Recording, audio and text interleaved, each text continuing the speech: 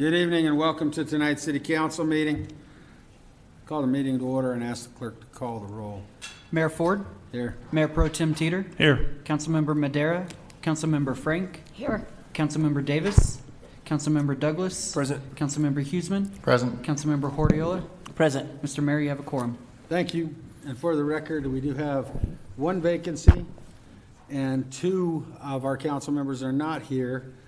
Councilman Madera will not be with us this evening, and Councilman Davis is supposed to show up shortly. He's running behind. So I'm open for a motion to excuse Davis until he returns and Madera for the evening. Mr. Teeter. I'd like to make a motion to excuse Davis and Madera. Thank you. Mr. Huseman. Huseman. Second the motion. All right, thank you. I have a motion and a second for the excused absences. All those in favor signify by saying aye. Aye. Opposed, say nay. Motion is carried. Now I'd like to ask everybody to stand for a moment of silence, followed by the Pledge of Allegiance.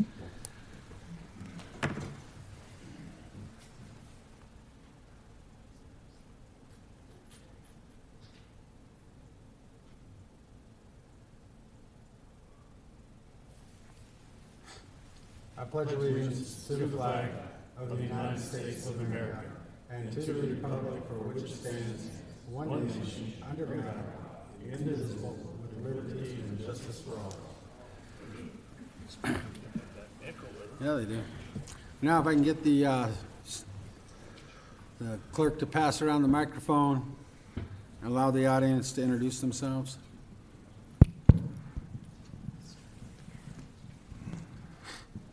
Michelle Bradshaw. Megan Grimes. Chad Grimes. Joe Wilson, Commerce City Public Works. Brent Soderlund, Commerce City Public Works. Michelle Claymore, Economic Development Director for the city. Michelle Mogelson, Economic Development. Kathy Blakeman, Human Resources. TJ Judah, Starbuds. Jesse Mateka, Starbuds. Ryan Seastrom, Koga.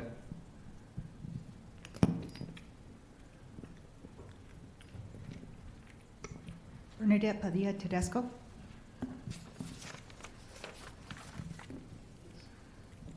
Ron Bruce.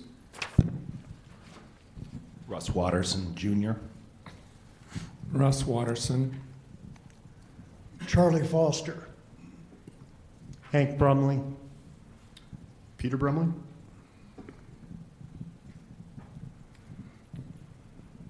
Eric Goodmanson. Lisa Goodmanson. Judy Doris.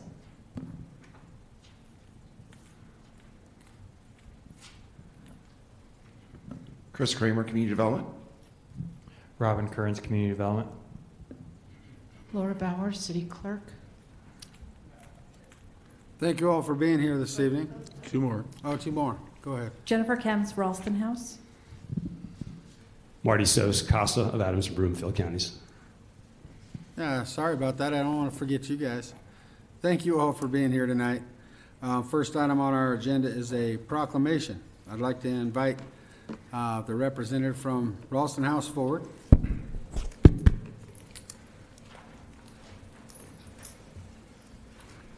I'd like to ask the city attorney to please read the proclamation. Whereas Commerce City has dedicated individuals and organizations who work daily to counter the problem of child abuse and to help parents obtain the assistance they need. And whereas our community is stronger when all citizens become aware of child abuse prevention and become involved in supporting parents to raise their children in a safe and nurturing environment. And whereas effective child abuse prevention programs such as Ralston House succeed because of partnerships among families, social service agencies, schools, religious and civic organizations, law enforcement agencies, and the business community. And whereas all citizens, community agencies, faith organizations, and businesses will work to increase their efforts to support families. Now, therefore, the City Council of Commerce City proclaims the month of April 2019 as Child Abuse Prevention Month and urges residents to join in renewing our commitment to preventing child abuse and learning what we can do to promote the safety and well-being of children. Thank you. Proclamation's been read. Is there a motion? Mr. Teeter?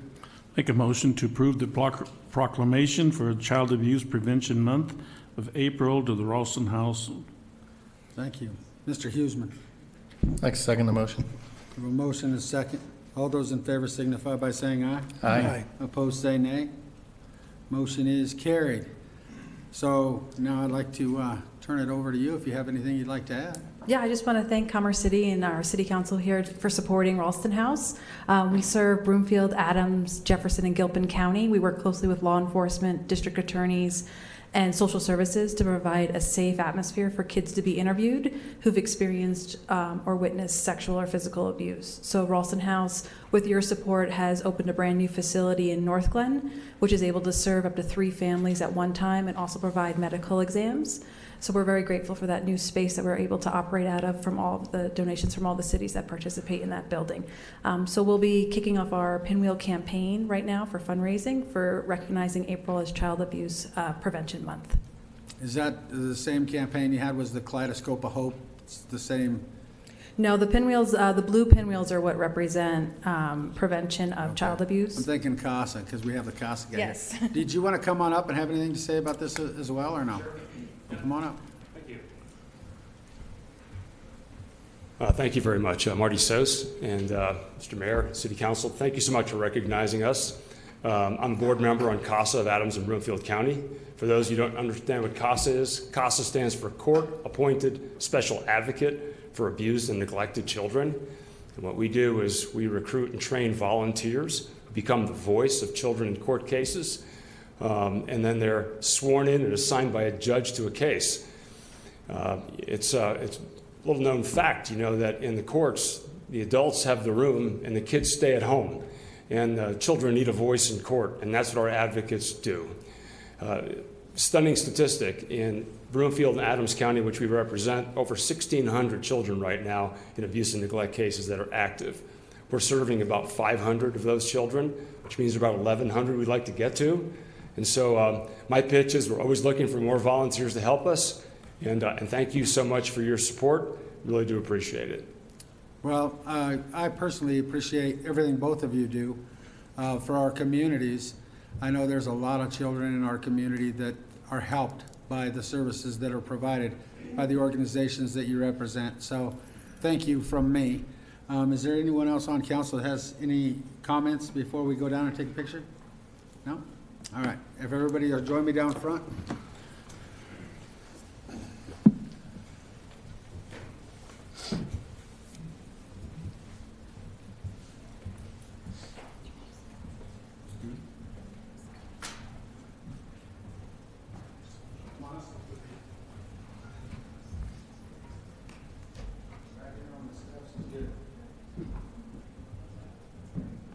Alrighty, 3, 2, 1.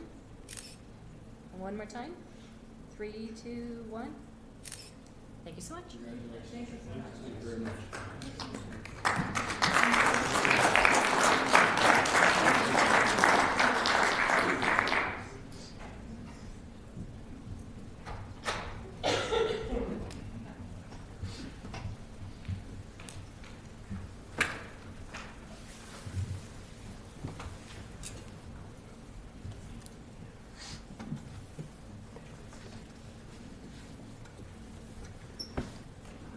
All right, that brings us to our citizen communications portion of the meeting.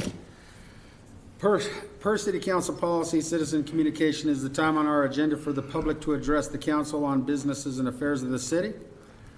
If you're here to speak on an ordinance or a resolution that is not on the consent agenda, please wait until that item is called. City Council is not able to hear any comments on land use matters that are before or may come before the council. Please reserve such comments for the appropriate public hearing. Please give your name and address for the record and keep your comments limited to 3 minutes. Thank you. 4 folks have signed up for citizen communication. When I call your name, come on up to the podium. State your name and address for the record. We'll start with Lisa Goodmanson.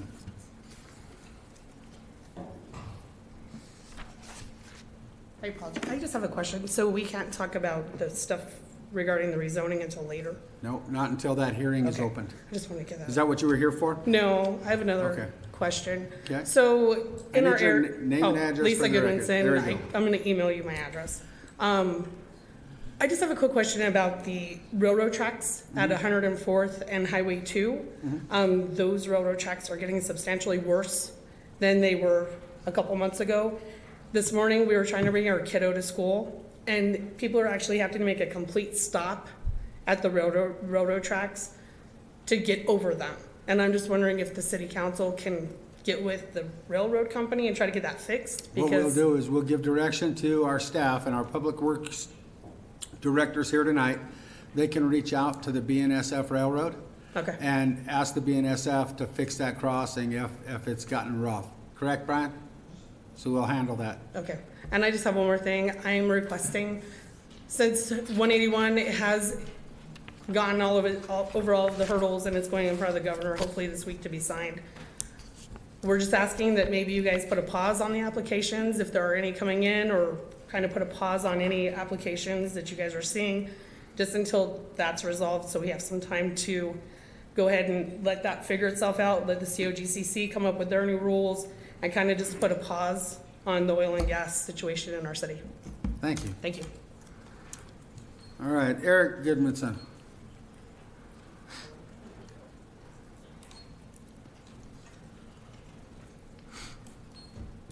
Mr. Mayor, City Council members, my wife spoke on the same item I was going to speak on, the railroad crossing at Highway 2 and 104th. And one of the key issues of that crossing is we have a lot more traffic than we had even 5 years ago, because all the new houses being built. And a lot of parents are having to stop at those railroad tracks to be able to get their kids to and from school. And it's really creating a hassle. The other thing is there's a, where Peoria meets 104th, there's mounts there for stoplights. And I'd really like to have the city look at if we could have stoplights put in there. All right, first thing, I need to have you, for the record, give your name and address, please. Eric Goodmanson, 11030 River Oaks Lane, Henderson, Thank you. Colorado. Eric, I live across the street in the River Run neighborhood. Yep. I drive across those tracks every day as well, so I know what you're talking about. As well, those bases are there for the lights.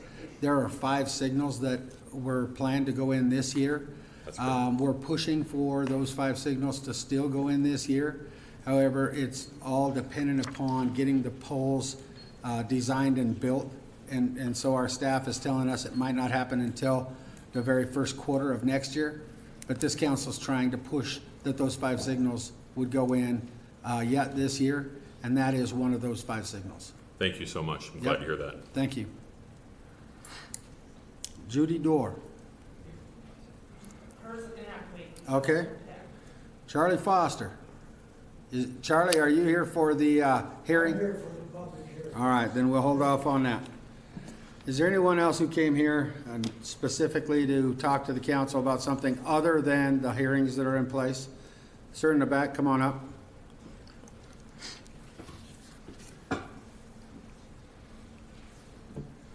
Need to state your name and address for the record, please. Sure.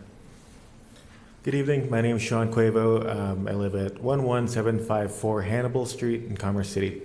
A couple things. Number one, as someone mentioned before, that now that SB 181 is pretty much going to be passed pending signing of the governor, I also ask that you take the time to consider pausing and seeing what the COGC is going to reform to, as well as taking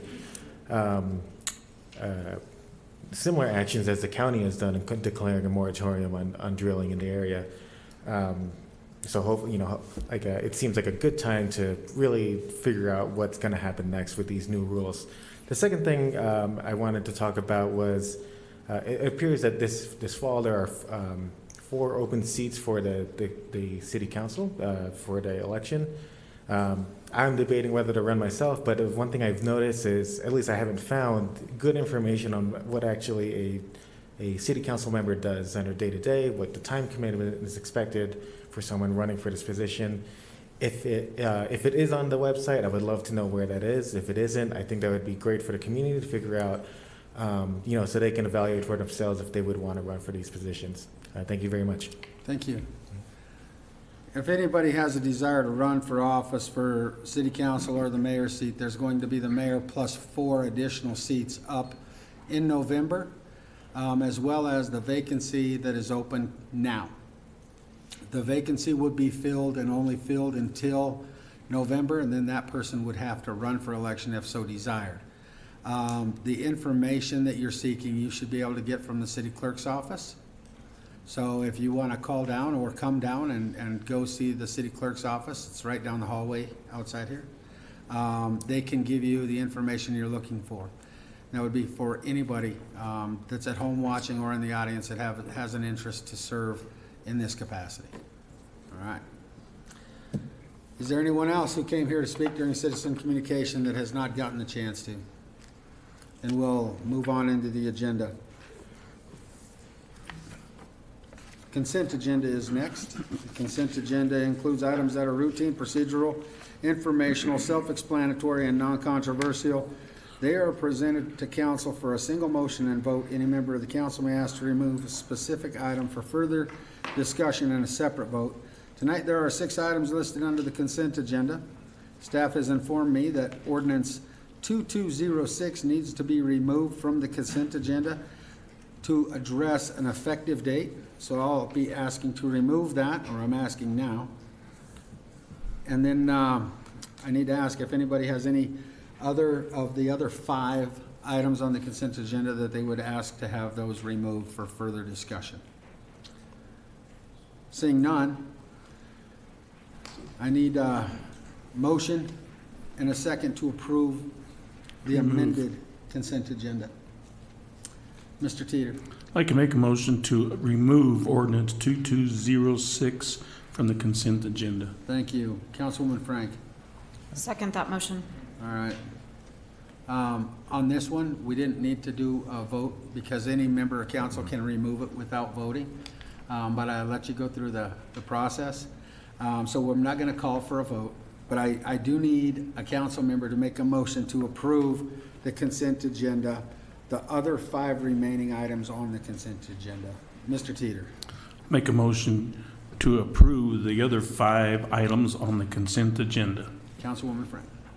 Second that motion. A motion and a second to approve the amended consent agenda. Will the city attorney please read those 5 titles? The minutes of April 1, 2019, Resolution 2019-48, resolution approving Third Amendment to Professional Services Agreement with Atkins North America, Inc. for the Colorado Boulevard and 72nd Avenue Rail Line Station Area Improvements Project. Resolution 2019-50, resolution appointing Kristen N. Brown as Administrative Hearing Officer. Resolution 2019-51, resolution appointing members to designated boards and commissions of Commerce City. Resolution 2019-52, resolution declaring a vacancy on the City Council and designating the application deadline and materials. Thank you. I have a motion and a second. Titles have been read. I'll ask for a roll call vote.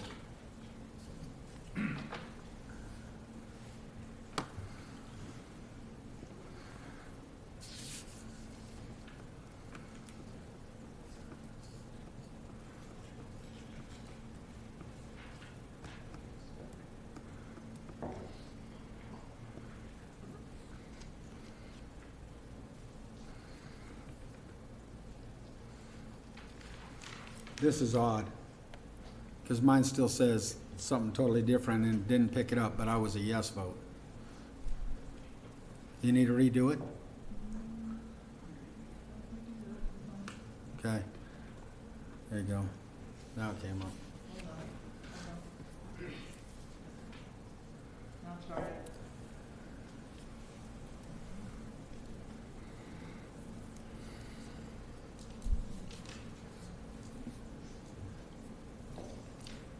Everybody vote? Your button's not working? I keep pushing it. There, how's that? Third time's the charm.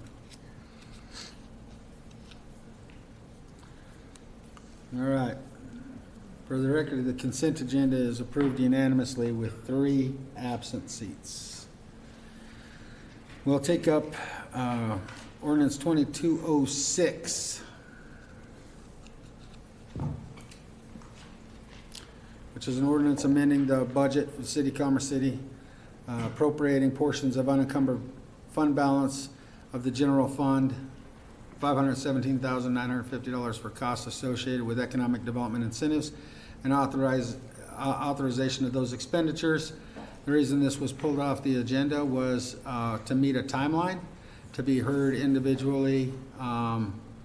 So does staff have anything they want to add more than what I just mentioned? All right, seeing not, is there any questions from council? Yeah, if I may, Yeah, I just you want may. to thank you. The purpose here was to add just, specific language, a new section for stating that the ordinance is effective on April 15th, 2019, which is Thank you. So I'm open for a motion on 2206. However, in that motion, we need it to state that it would be effective as of April 15th. Councilman Huseman. Motion to approve ordinance 2206 with an effective date of April 15th, 2019. Councilwoman Frank. Second that motion. I have a motion and a second. Is there any discussion? Seeing none. from a parliamentary perspective, could there be a motion to amend it before, to add that specific language, and then a motion on the ordinance as amended would be the preferred Okay. way? So that motion wasn't good enough with the date of the 15th? Not for your liking, I guess. I just would ask that there be specific language added to the ordinance because it's a written document, and that All right. council vote on that first. All right. Need a motion to amend the ordinance with specific language to allow for an approval of the 15th of April. Mr. Huseman. Motion to amend ordinance 2206 with an effective date of April 15th, 2019. Thank you. Councilwoman Frank. Second that motion. Okay. Voice vote on this one, or do you want a roll call? Okay. All those in favor signify by saying aye. Aye. Opposed, say nay. Motion's carried. Now, you want us to take up the ordinance, correct? All right, I figured that. Mr. Huseman. Motion to approve ordinance 2206 is amended. Thank you. Mr. Douglas. Second. All right. I have a motion and a second. You want to read the title? Yes, ordinance 2206, an ordinance amending the 2019 budget of the City of Commerce City, Colorado by appropriating portions of the unencumbered fund balance of the general fund in the amount of $517,950 for costs associated with economic development incentives and authorization of the expenditure thereof. Thank you. Now I'll ask for a roll call vote.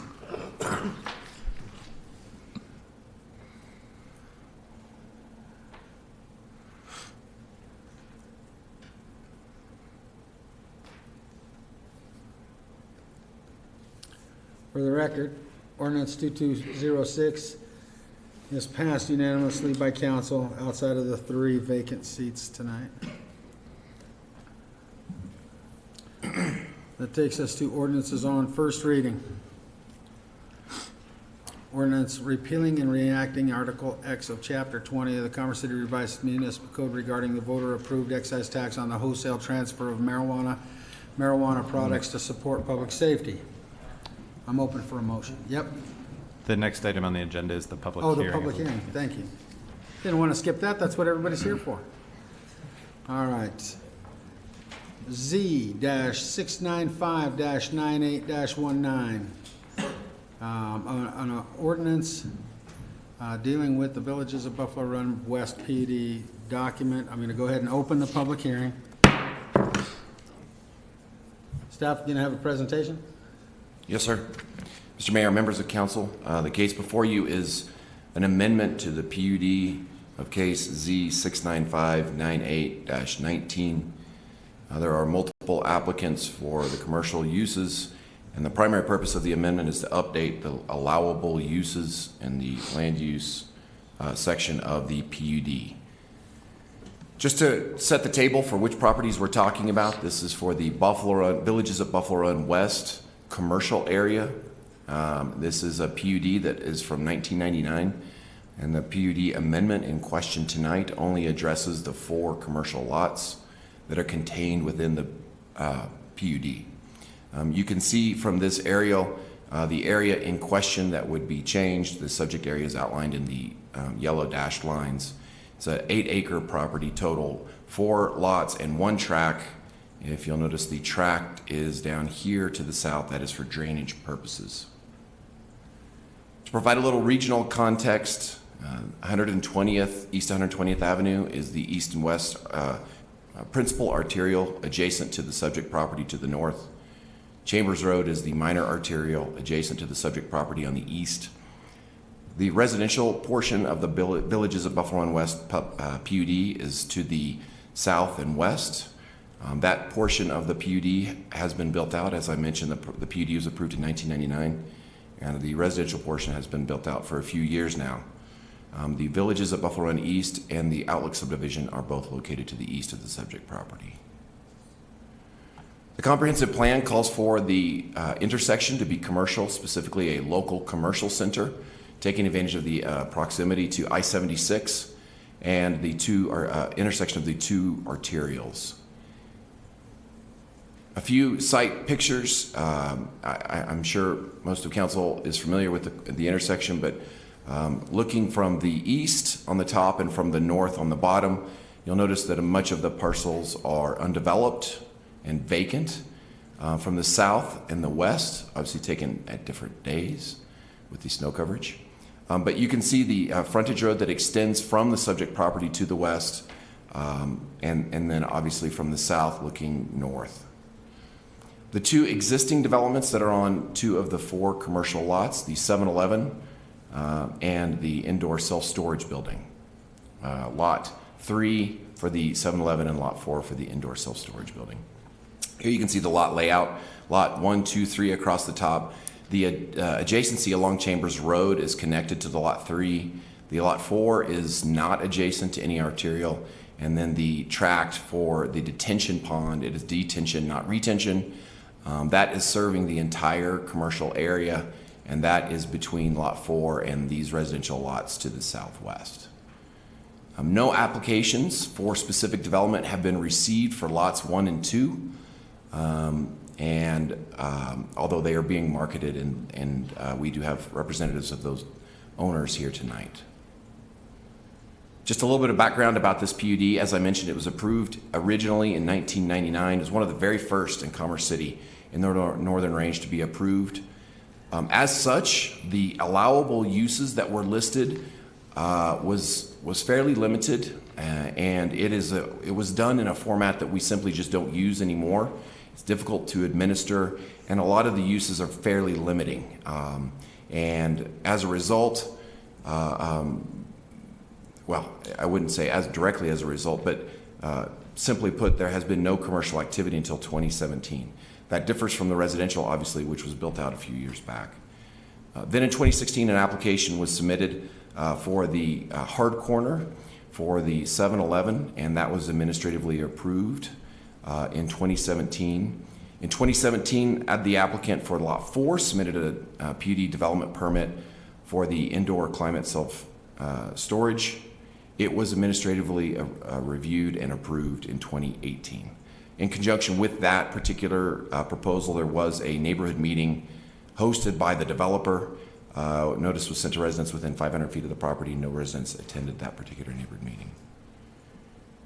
So just to set the table for what it is we're actually reviewing tonight, this is an amendment to the PUD. So the list above shows some of the criteria that our council has set out to use when evaluating this proposal. And so this proposal is not based on other aspects of this. It is simply a reflection of the approval criteria contained within the Land Development Code. And we'll get back to those again later in the presentation. I just wanted to set the table for the discussion. So the request itself is to amend the actual PUD. As I mentioned, the amendment only affects the commercial area. The purpose is to expand and clarify the permitted uses. It also improves the zone document function and administration. As I mentioned, we do not utilize this format any longer, and and we'll get into some specifics as examples of how the update will allow the administration to be easier and better. The PUD amendment consists of 2 sheets. The first sheet is a declaration sheet with legal description, and the second sheet describes the updated commercial uses. So this is this slide has a lot of lists on it. I'm not going to go through these one at a time, But I can describe for you, there's really 3 categories of uses. These are the proposed land use table changes. The first column on the left is the unchanged uses. The words themselves are unchanged from the original 1999 PUD. The middle column represents uses that are either clarified or updated. The actual underlying uses are not really changing. It's just trying to modernize and clarify what those uses are. Some examples include religious institutions. The 1999 plan said churches. Well, we know in Commerce City we have more than just churches as religious institutions. The 1999 one said banking institutions, doesn't account for credit unions. So we use different language than that currently. It also limited the governmental or public uses to a fairly narrow list, so we expanded that to a governmental or quasi-governmental facilities to ensure that it wasn't only libraries or post offices that could be located on the site. So those are some examples of how the uses were clarified. On the right, these are the new uses. These are the brand new uses that do not exist in the current one. And the Planning Commission analysis goes through some of these more fully, but this is a one-stop shop, so if you want to see them in full. A couple of other aspects of this proposal. There are some notes included in this, and specifically the indoor climate-controlled storage is only limited to Lot 4. The notes also talk about what to do with unclassified uses, specifically defaulting to C3 uses. It also talks about the C3 requirements, so the PUD amendment does not go through specific or customized fencing, signage, landscaping, and what it does instead is defaults to all of those standards that currently exist in the Land Development Code for C3. There are some prohibited uses listed. So as I mentioned, there are a list of allowable uses, and therefore if it's not on that allowable list, it might be considered prohibited. However, we wanted to eliminate any ambiguity as related to these 3 specific uses: marijuana, pawn shops, or sexually oriented businesses. Again, as I mentioned, this does not apply to the residential areas. It's important to note this also does not change the design standards. So sometimes you might hear staff talk about bulk standards. Those are things like setbacks from property lines, building heights, massing, architectural design standards, etc. Those are not being proposed to be changed with this amendment. And as I mentioned, the unclassified uses will default to the C3 uses. So when the Planning Commission had their discussion about this proposed amendment, there were a few factors that they discussed. The applicant had discussed the fact that the property had been sitting vacant for a number of years, and they are looking at ways to attract more potential users. The Planning Commission also discussed the fact that this was consistent with the comprehensive plan, specifically adjacent to 2 arterials that supports these types of uses.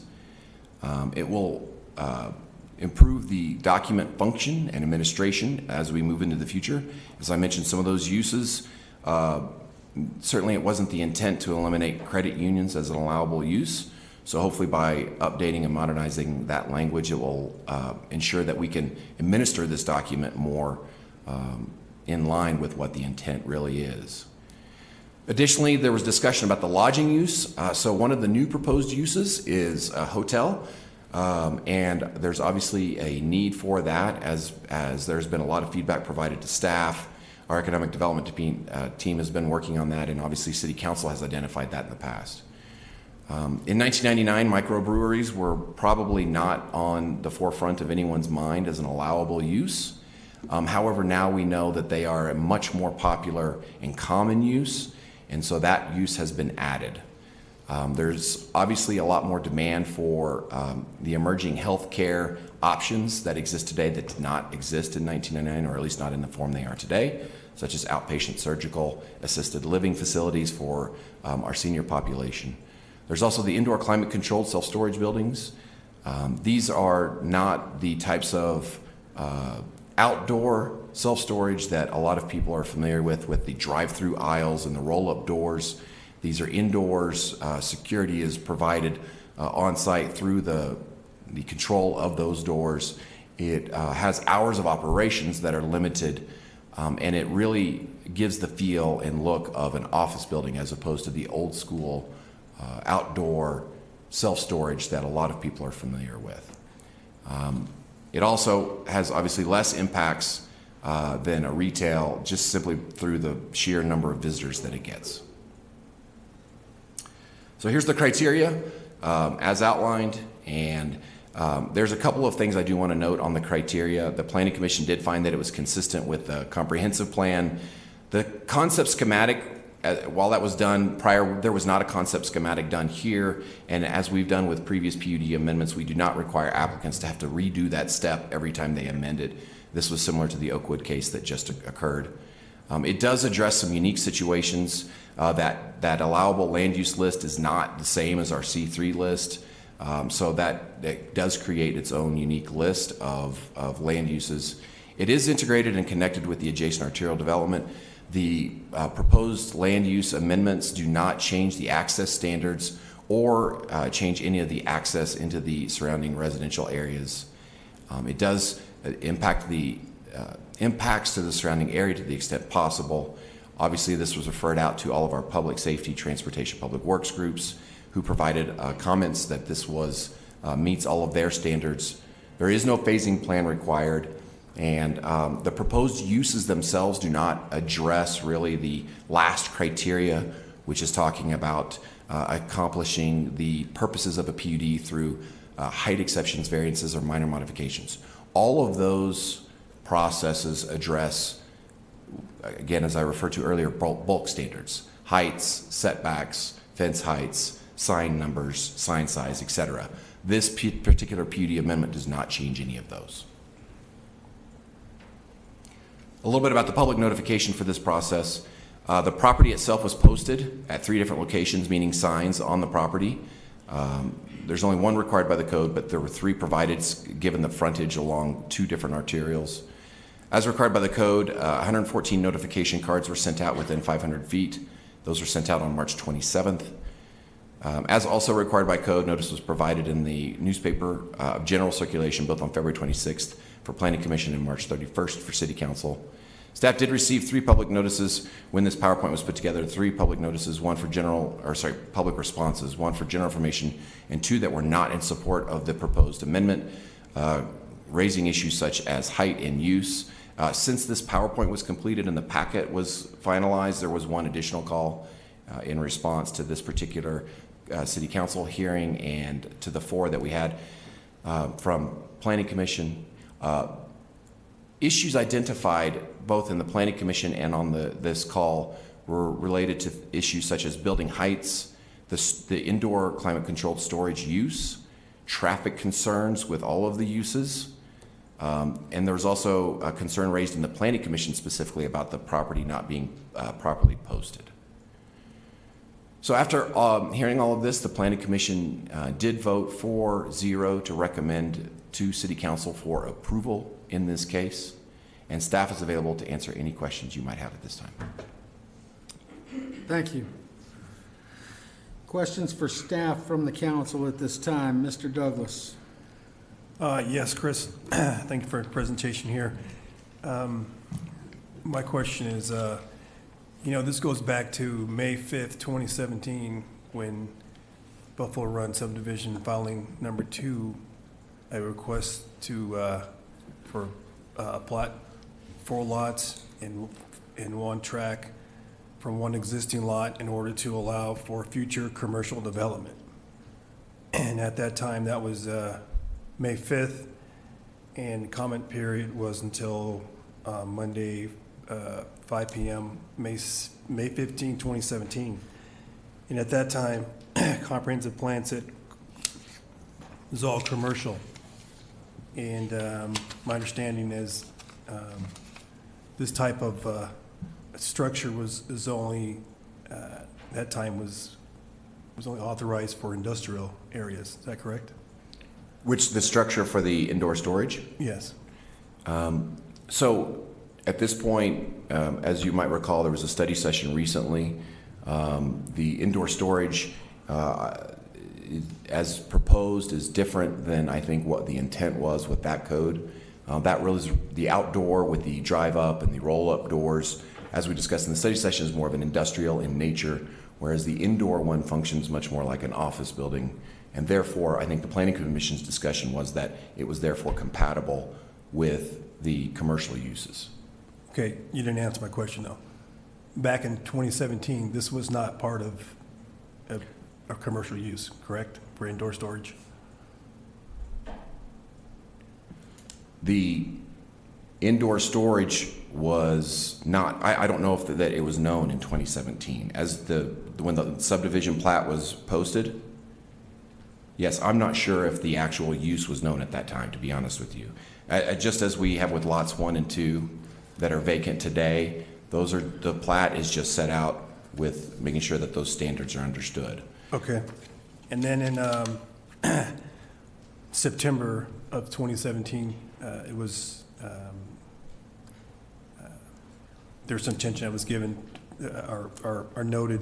There was a Metro District had a meeting to discuss potential storage facility being built on this property, and it was just out there that this was something that brought the community overheard, and they were not happy about that.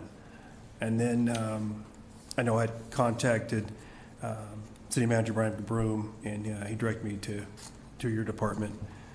And then as of January 3rd, 2018, I'd had discussions about. Mayor. If I Go may, ahead. sorry. I just would caution council to not testify and rely on materials presented on the record and ask questions of staff. Okay. Just offer that reminder. All right. Thank you.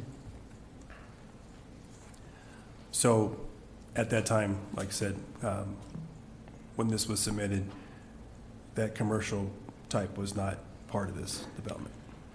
So the indoor storage was submitted, reviewed administratively, and approved. Subsequent analysis showed that while the building itself meets all the standards contained within the PUD, that the PUD would need to be amended for the use itself to be conforming. Okay. Question to our legal team here. When can I ask that question or those type of questions? I think there's a distinction to be made between asking questions from staff as opposed to introducing evidence or dates or information that was not presented by a member of the public, the applicant, or staff, or included in the packet that was presented.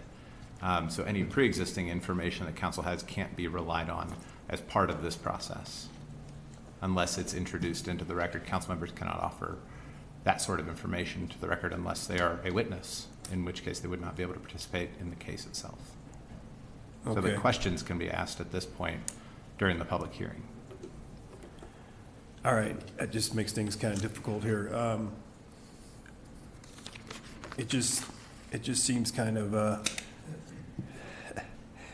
odd to come here to ask for something, as far as amending as far as what's allowed for zoning after something's already been built. There were some a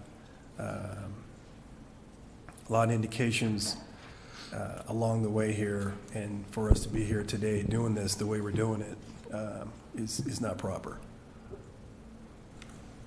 I would again ask council to use this portion of the meeting tonight during the public hearing to ask questions as opposed to expressing opinions or comments on this. The presentation this evening included the 9 criteria applicable to PUD zoning amendments, and those are the applicable questions to which you'll have to apply the facts determined during and developed during this hearing. Okay. And the attorney's right, we can only take the testimony that's given during this public hearing as to making our decision. Okay. It can't be any testimony or any knowledge of anything prior to. It has to be from only the hearing. Okay. Because we sit in a quasi-judicial manner All right. in this particular event. Okay. I'm just looking at the notes here from what's been presented. Let's see, case Z6959819 on the screen that was presented as a presentation. And it notes in here that original PUD zone document, no commercial activity until 2017, which was a convenience store gas station and indoor storage. Do you have any documentation for that in here that relates to the 2017 indoor storage? Yes, there is an approved PUD development permit for that. Back in 2017? Yes. For indoor storage? Yes, but again, the analysis that was performed after it was approved showed that for that to be conforming, the PUD needed to be amended. Okay, and since this is on here, where's the documentation to show that that was done back in 2017? There's a separate case file for that, and so that's not on here though. You do have, if I may, you do have testimony from the community development director that that did occur, but that documentation, as I understand it, is not included in the packet presented. So that makes another, I mean, we're going to talk about this. That should be part of in this packet.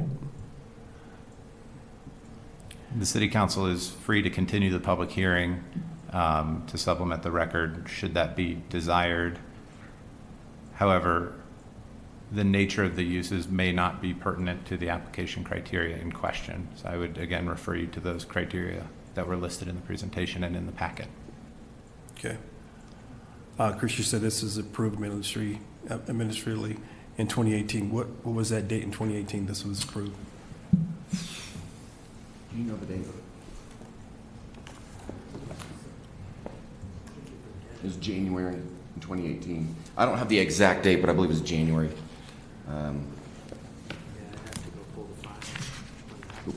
You might as well, because there's more questions.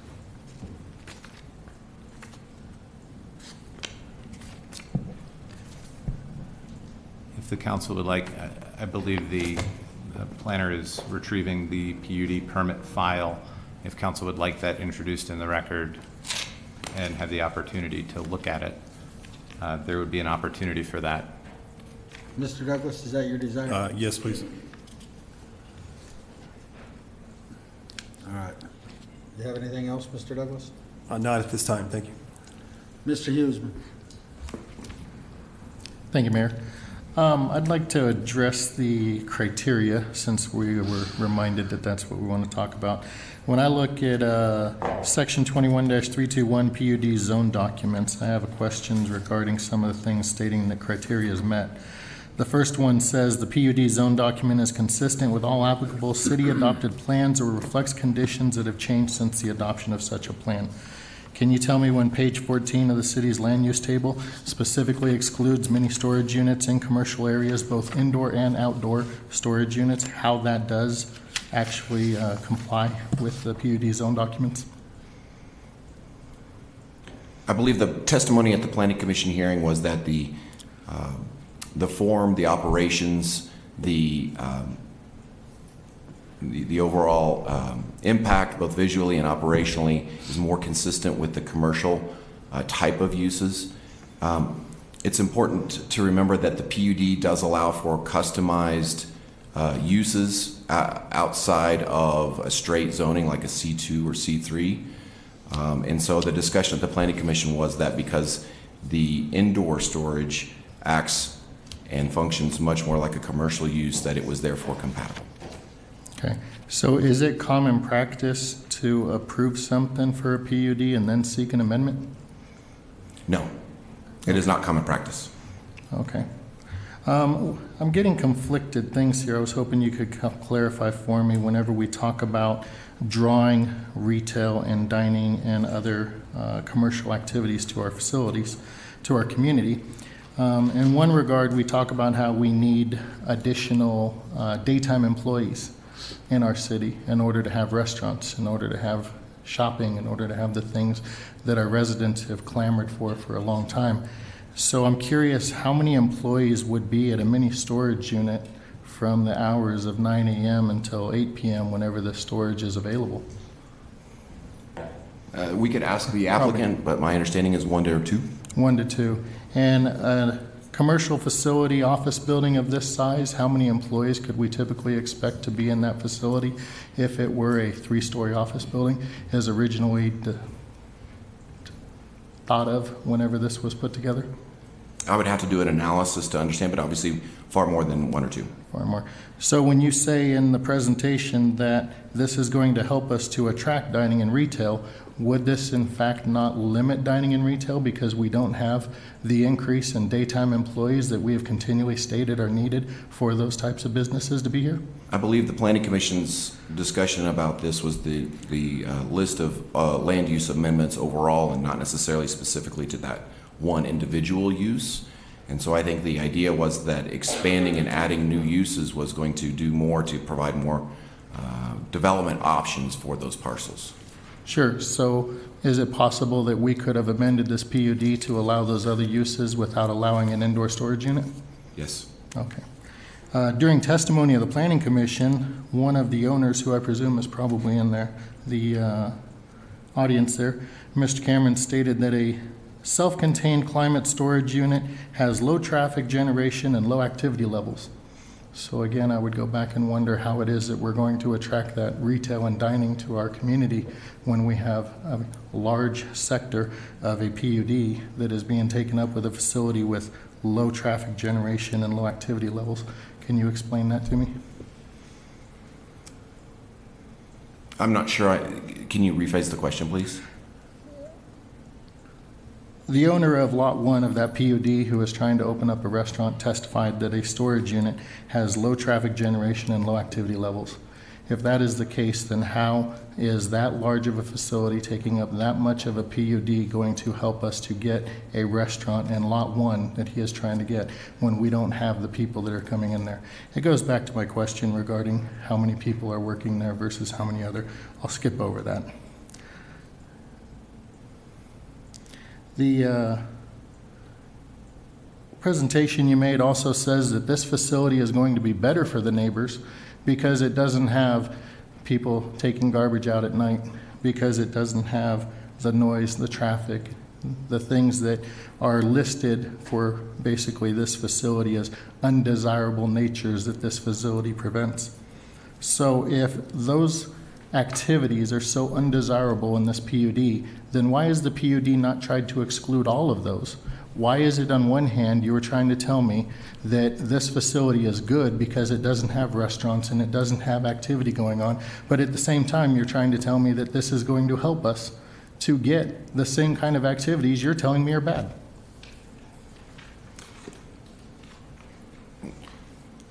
Well, again, remember that this is proposed for Lot 4, which is adjacent to the drainage tract. And so I think the discussion at the Planning Commission contemplated that almost as like an intermediate use between the more intense ones out near the arterials versus the ones right up against the residential uses. And so to go from residential lots to the drainage tract to the indoor storage, at least this was the discussion in the Planning Commission. I think that was the general sentiment. During the presentation, or excuse me, during the staff report to the Planning Commission, comment is made in here. In addition, the DRT supports allowing indoor climate-controlled self-storage without outdoor storage in commercial zoning districts, especially at this location. Is this the same DRT that approved the facility without the authority to do so? So the DRT did not approve the development plan. The DRT, as a group of representatives from city departments and outside agencies that make recommendations, usually to the Planning Commission, but sometimes to City Council if there is no Planning Commission hearing. Okay. One of the comments made is aesthetics. Can you tell me what is aesthetically different on this indoor storage unit versus a normal storage unit that I may utilize? I believe one of the things you've mentioned to me before, and you could clarify if this is true, is the lack of garage doors. Is that correct? Yes. Yes. When I look at the pictures presented, and I'm sorry for the audience who hasn't seen the presentation by the client who is requesting this, when I look at those pictures, I see glass windows in front of garage doors. Yes. So if our desire is not to have garage doors visible on a storage unit, why would we put windows in front of those garage doors where everybody driving down the road is going to see bright green garage doors, bright orange garage doors, whatever color it is that this facility is decided to use? When this topic was discussed with the City Council at a study session regarding straight zoning and this particular use, there was a lot of discussion about added windows to really help mimic the office appearance. In fact, I think there might have even been a discussion about making sure that the doors themselves don't overpower that window effect. There's obviously opportunities to make conditions or change the PUD to require those doors to be a different color so they don't stand out as much, so it's not so obvious what's happening. Okay. And based on your earlier answer that this is not a conventional way of going about this, why wasn't a PUD amendment sought before the approval for this facility came through? We hear zoning cases on a continual basis. We hear, conditional use permits, things like that. So why wasn't this brought before the council to request a PUD amendment before anybody gave the approval to put a facility that is non-conforming, that according to our own land use tables is not authorized in that location? Where did we go wrong? So I would offer that, and this is the analysis to show that it needed to be amended, the PUD needed to be amended, did not occur until after the approval was done. So there was an initial review, administratively reviewed and approved. There was some analysis done. The additional research, the additional analysis was completed after the approval. Okay. Getting away from the storage unit, you mentioned new changes on the land use table. Number 19 would be a private lodge or club. Could you further describe for me what constitutes a private lodge or club? I know there's been some movements lately to have facilities in the Denver metro area where people are allowed to go and consume their cannabis products that they've done. Would that be a private club? No, it would not. The prohibition would eliminate that possibility. So this is more like, think about a VA or those kinds of private clubs that people have membership that they can attend. Okay. So just to wrap up, I want to make sure that I heard all the answers correctly. We don't feel that this facility is going to increase retail or dining or attract the people necessary. We don't feel that it's going to have enough employees during the daytime in order to attract those businesses that we want. Analysis should have been done before it was approved, but is being done afterwards, causing us to try to amend the PUD.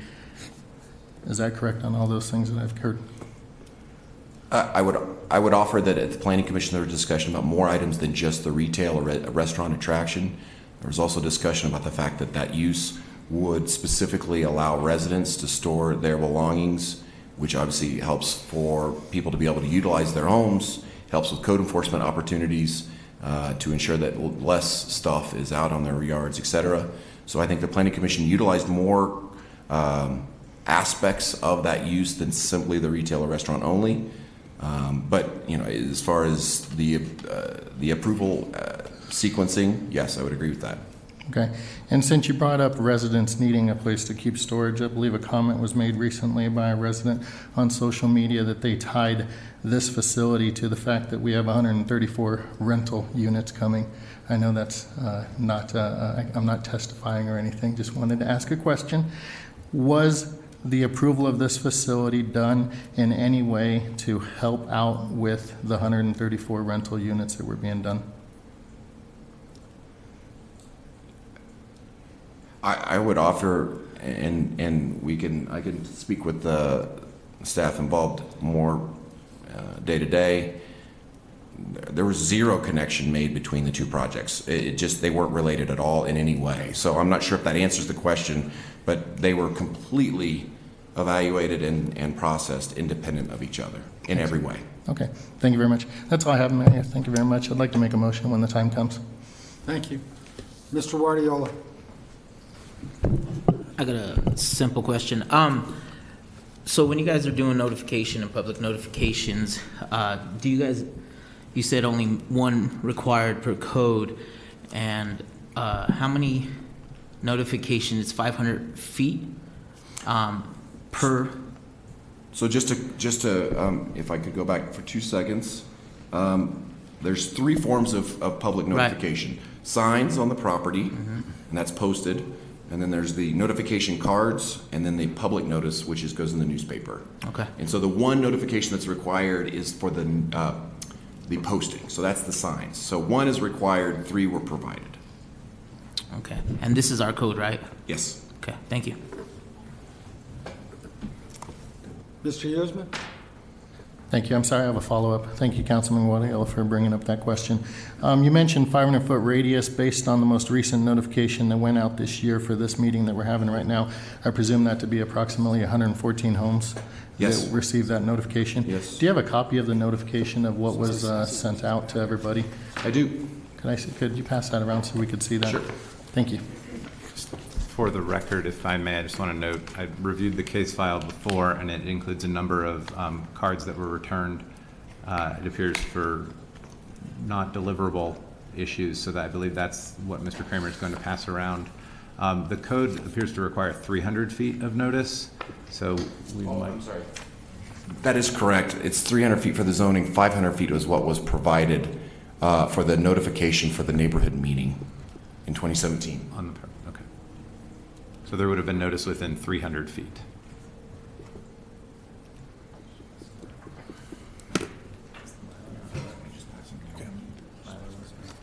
Mr. Douglas? Yes. Mr. Kramer, did you have the PUD development permit that was approved on January 3rd, 2018 in front of you? Yes, I have the case file. Would you like to see the actual PUD permit or the whole case file? Just to indicate at that time what was approved, what was approved for like grading and commercial use?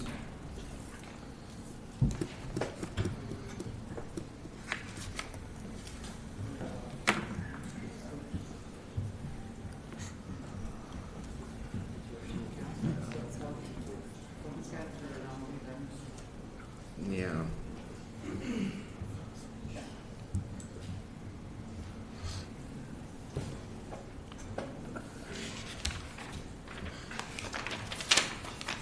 No, we only, actually, yeah. You want to show it here? Okay, well.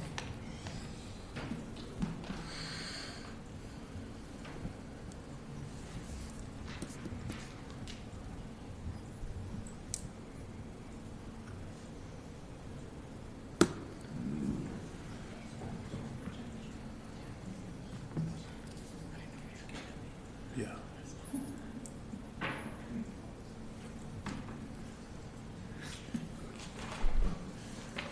Trying to get to the, it reads.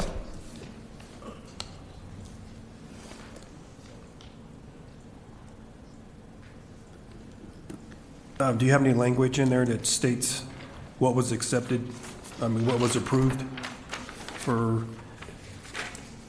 Buffalo Run subdivision filing number 2? For this particular lot? Yeah. You know where I'll let you look for that, and I will.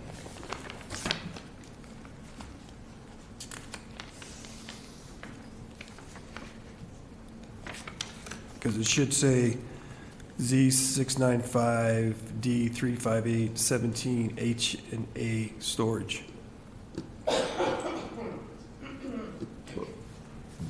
The actual development plan itself? Yeah, what was the PUD, the PUD development permit approved on January 3rd? So the development permits are usually, this is actually just a reproduction that's showing down. They're often 24 by 36 sheets. This one appears to be about 9 or 10 sheets in total, and there's different information contained on the different sheets. Okay. So on sheet 1, it gives, sheet 1 gives an overall development showing circulation, lots, the tract, dimensions, a lot of utility information. Sheet 2 shows elevations, including discussion about building materials. Sheet 3 shows some of the site itself and the profiles of the site, including the roof cross sections to ensure all mechanicals are being hidden. Sheet 4 is more like a site plan, specifically showing a landscape You'll notice here at the bottom showing how these are all keyed out, and so that when you're discussing grading and landscaping, you know exactly what you're getting, and it meets the Commerce City approved plant specifications list. And we obviously have additional information on utilities on this sheet. That's what all of these individual notes relate to over here. We'll talk about all the utilities so that Public Works and the Water District and Fire District can review the development plan. Then we have the landscape plan showing all the plant material schedule over here. There's some planting specifications to ensure that it is, again, being planted in such a way that it meets all of the city's approved plant and specification list. We have a light photometric plan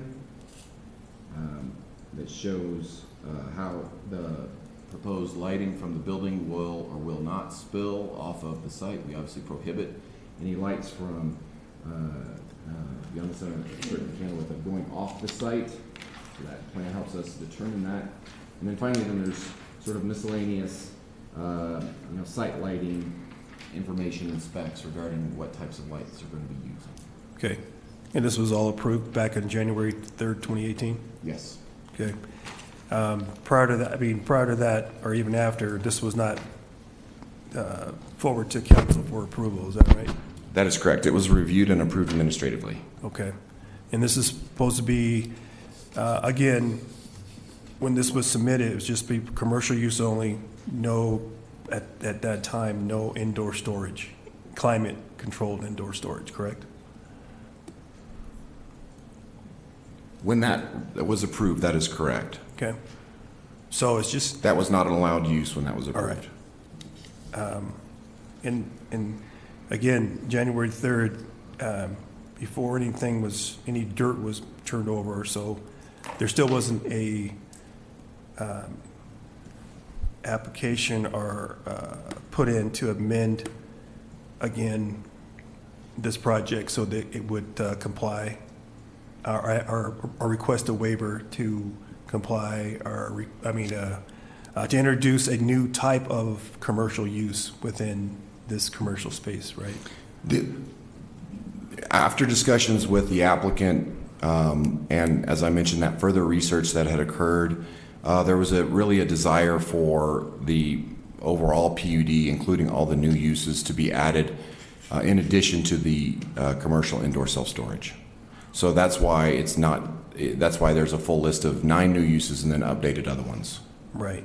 So was there any encouragement or outreach to the applicant to submit a product change for this commercial use?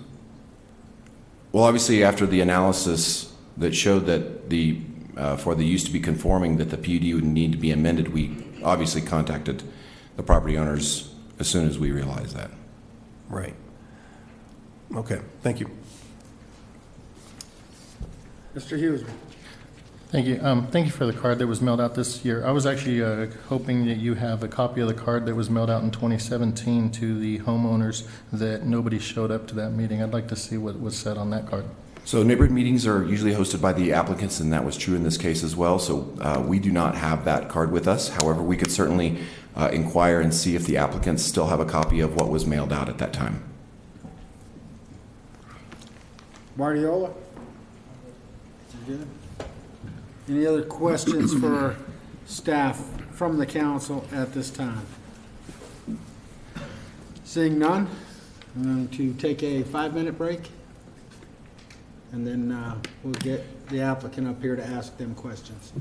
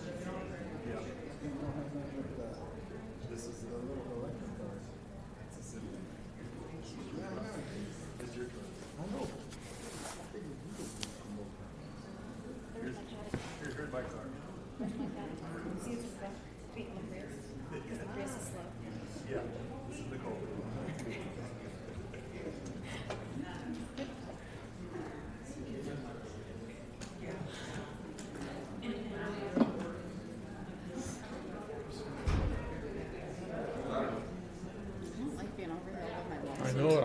I don't blame you. You can't even talk to nobody. I know. Kind of like on your own little island. I know. Very fun. Well, actually, I drank too much to be sticking around too much longer because I would have continued to drink more. I should have got one. Yeah. I should have spent the $100. It was fun. I mean, we stayed fast. Yeah. I didn't take off my shoes. There was probably 10 of us out there with no shoes, just out dancing. Yeah. So it was weird. But my knee is killing me, so like I can't do the stairs. Like, Yeah. you know? Yep. And maybe you're just getting started. And your aches and your pains.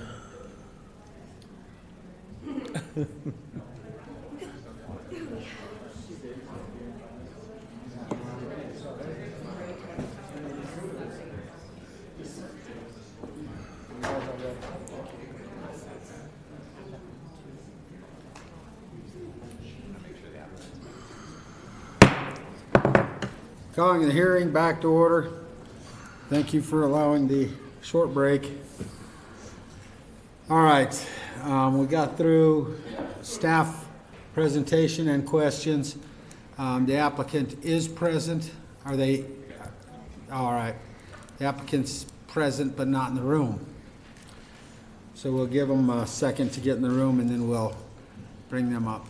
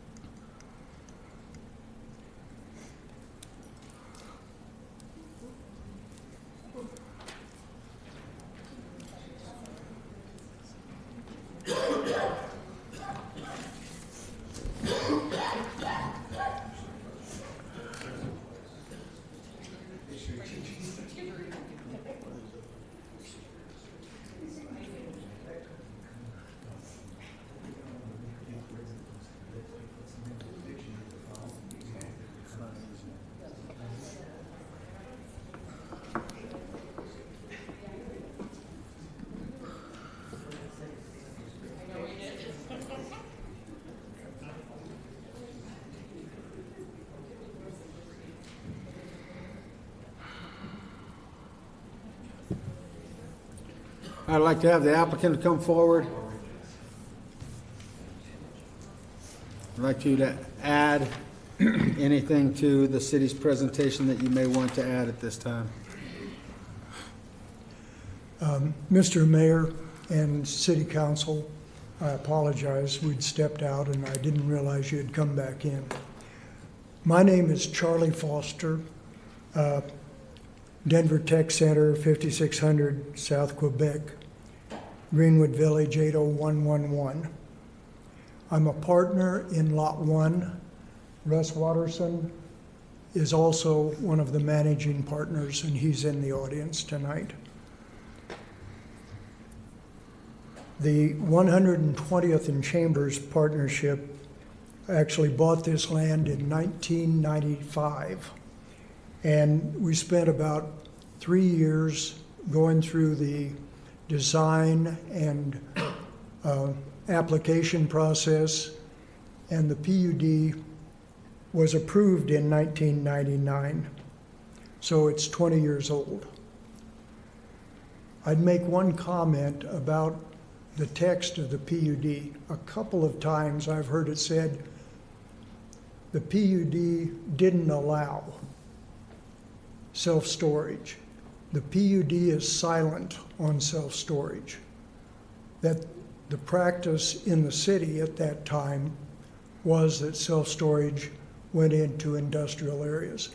But there's nothing about self-storage that was specifically mentioned here. The partnership certainly supports updating the zoning to reflect current Commerce City commercial terms, conditions, and standards in the zoning code. And I think it's obviously important to clarify, to use specific language, and that's what this amendment does. So I would think that the council that is arguing that it was not clear, or that they feel that the language was incorrect, would support the idea of amending the PUD and having very specific language. The proposed amendments and list of permitted uses will expand the ability for the vacant lots, lots 1 and 2, to attract users. And I think that's important. It's certainly important to us, and we would appreciate that. This is an improvement, in my opinion, for both the city and the landowners. And so again, I would ask that you support the amendment to the PUD. That's all I have to say. Be happy to take questions. Thank you, Charlie. Is there any questions for the applicant at this time?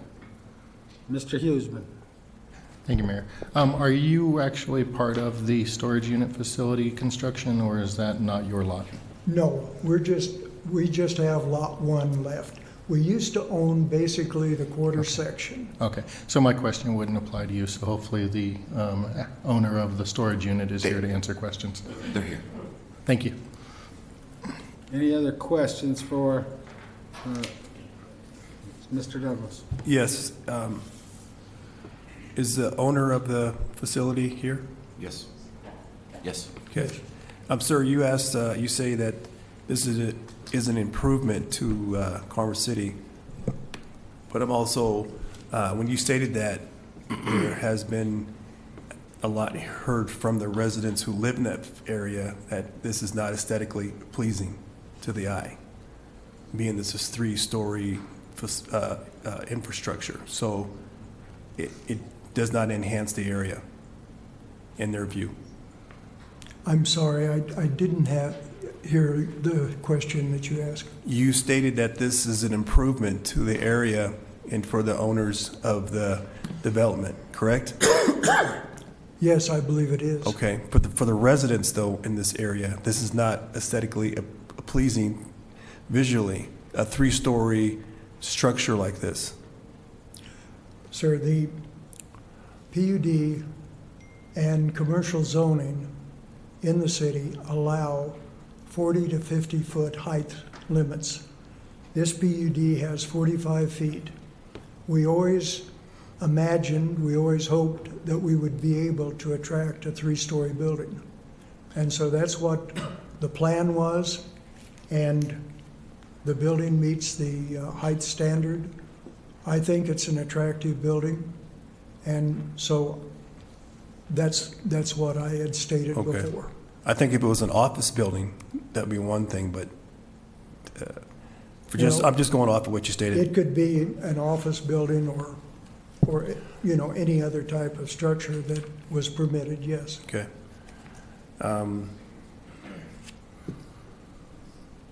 Yeah, it's kind of hard to ask you questions when you're not the lot in question.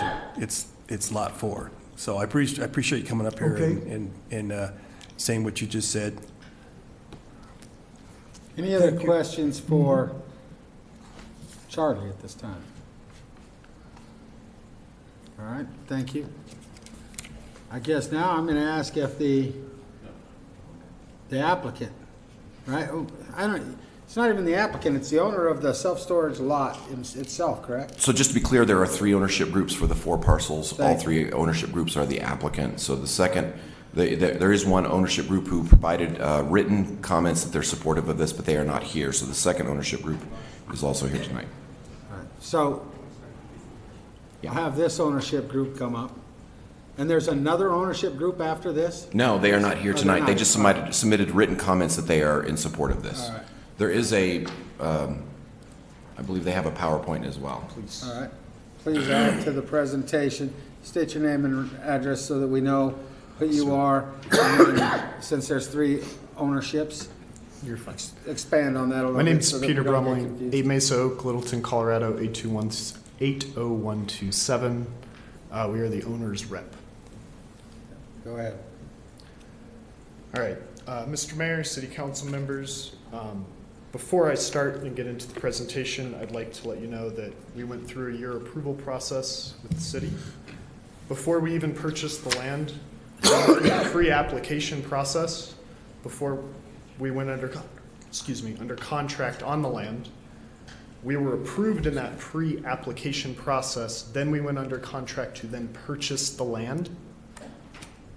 Later on, obviously, as the documents have been proven tonight, we have a 9-page approval from the city indicating that we were clear to build. In my own personal notes, I was just looking at when we could start construction via permits. That approval came from the city on February 2nd of 2018, and construction started not on an exact day, but we'll roughly say 5 business days after that. This is the south side view of the building in the main entrance.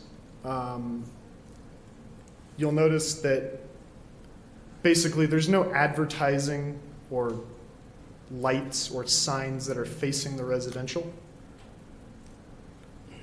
Could you go to the next slide? Thanks. This is a 3D, and the green line represents a buffer zone by landscaping requirements as per city planning. You'll notice the tract there to the left, and this is, again, further buffer zone away from the residential in this area. City council members expressed that they're worried that maybe dining establishments wouldn't be attracted to this area now. However, one thing that these owners do supply is we pay for over 50% of the association that maintains the 4 lots, including the detention pond. So the burden of ownership to own a dining establishment, we'll just use that and go with that, would be significantly less because this structure does exist. Next slide, please. This is the interior view. This is high quality construction, not what you would see with, again, we've talked about the outside storage. These are modern LED lights and very nearly a silver LEED code, if you guys are familiar with that. Not quite, but very nearly. This is an easy in and out access rather quickly. Next slide, please. Here's the south side view as if I was a residence right on the development. Obviously, the trees are planted last if you go to look at the site today, but this is what can be easily expected, I would say, in a year or roughly 2 years' time. The majority of the first level is covered by the trees, and the entrance needs to be south-facing, as with any facility where people are going in and out of. We're all from Colorado. I don't think I need to go into any more detail on why it needs to be south-facing.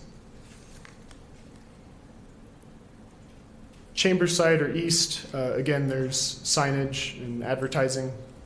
120th side or the north side, again, and these are facing Chambers Road or 120th. And again, there is no signage facing the residential or the south or the west side in this case. Next, please. This photo was taken April 2nd.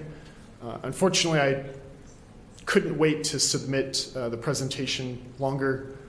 So there's actually the red siding going up now if you were to go by the facility. And as you can see, the facility is very nearly built, completely.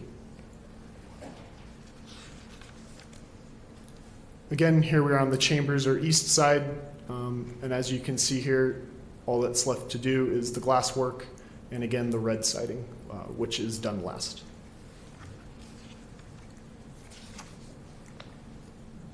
Here we have what I would call the advertisement point of view, if you will. So should you be driving by the facility, this is what you might see. Self-storage is an impulse buy, or what many of us would argue as a retail use. And somebody says, oh, you know what, today I'm gonna go in there because today I'm gonna clear out such and such room in my house, for example. That's how the entire business works. Please, next slide. I have included, and these links are all live, should you need to share this. Basically what the industry percentages are of use. Top upper left-hand corner, you see it's 9.4%, but in bold and in the green, in red, you see I list 1 in 8 addresses. Let me explain that. Basically what we've seen in Colorado is more students maybe perhaps coming home from college or living with their parents for some period of time. However, the other side of that is also grandparents sometimes moving in with their sons or daughters. Very, very common in these situations, self-storage is utilized. I use a metric called 1 in 8 addresses. because when you also factor in businesses, these particular facilities, the climate-controlled 3-story facilities, get utilized much more also by businesses, or if somebody has their own business. We still are in Colorado are under a burden to keep hard papers or paperwork, very often in bankers' boxes, as I'm sure you're all well aware, and very frequently these end up in our smaller spaces, as well as having contractors with multi-$1,000 tools that do not use the outdoor storage units, as they're frequently broken into, and that can quite literally end your business depending on what you do. They typically, well, quite honestly, much more often use our facilities as they're much more secure. Basically on the left, the AARP quote, again, you'll just see me quoting 14% of adults living essentially with their kids. And the NPR quote is you have roughly 1 in 3 kids, if you read it all, living with their parents. And again, in these situations, we see a very high usage of self-storage. In Commerce City, we did our own analysis and found it to be fairly consistent with these national metrics.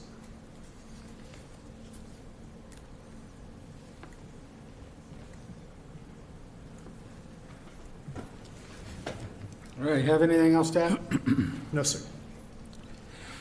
Questions for this applicant? Mr. Huseman. Thank you, Mayor. There was a time I used to use storage facilities before I got my finger caught in a bear trap, and I'd put everything I owned into a storage unit and go play sand volleyball for 6 months to a year, and thoroughly appreciated the fact that I had a nice, secure facility. I think there's a lot of people in the community who recognize the need for a storage unit, a storage facility similar to this. So I do thank you for your desire to bring something that is probably needed to our community.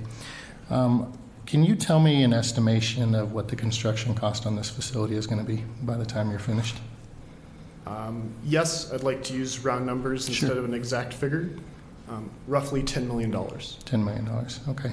So whenever Adams County comes by and does their assessment on you, then you're looking at a pretty hefty valuation that they're going to throw out there. Yes, quite hefty, but again, this owner would support 50% of this commercial development on the corner. Right. And commercial property, if I'm correct, in the state of Colorado is taxed at 29% on property taxes times your assessed value, correct? Yes, sir. Great. So your property taxes will probably be somewhere in the multi-$100,000 range on an annual basis. It'll be paid into the county, the city, the school district, the fire district, which is sitting out there, and a host of other special districts to include Buffalo Run. If I may, council member, due to the constraints of a 3-story construction facility, my costs are much higher. Obviously, we're utilizing steel, therefore the building is worth more, therefore I pay more taxes. Okay, great. I think that's all I have. I thank you for your time for coming here and answering our questions. Mr. Douglas. Yes, thank you for your presentation on this. To the Metro District, El Laredo Metro District, what portion will you contribute to the Metro District, or what part? So we would pay Metro District taxes as an owner in that district. I don't know those exact numbers off the top of my head. Okay. And when you first inquired about this property, was that back in May 17, or was it not until 2018? No, I first contacted the brokers selling the land back in February 2017. February 17, okay. Yes, and then there was a pre-approval process before we even went under contract on the land. We went through that, that was approved, and then obviously we said, okay, that's, the city approved it, we'll go under contract and we'll buy it. We actually did pay a premium because, again, we were told that this was a approval process not needing public approval, it was internal. We paid a large, how do I want to say that, premium for this land to develop on. And who internal approved this? The City of Commerce City at the pre-app hearing. I guess, is it a hearing? Okay. I don't know what you guys call it internally for each city, but we went through a pre-approval process. Forgive me, I don't know exactly what that's called for your city. And we came out of that approved, saying, yes, we want this development, and then we did purchase the land. And it was approved with no conditions? As far as Explain seeking, no conditions, please. as far as seeking a waiver, so because it's a, you call it a self-storage, it's still public storage. Yes, it would be an internal process only, or an administrative process, is I believe what you guys call it here. Okay. Chris, so at the time that this was approved administratively, no one thought to bring this forward to council as far as because of the product?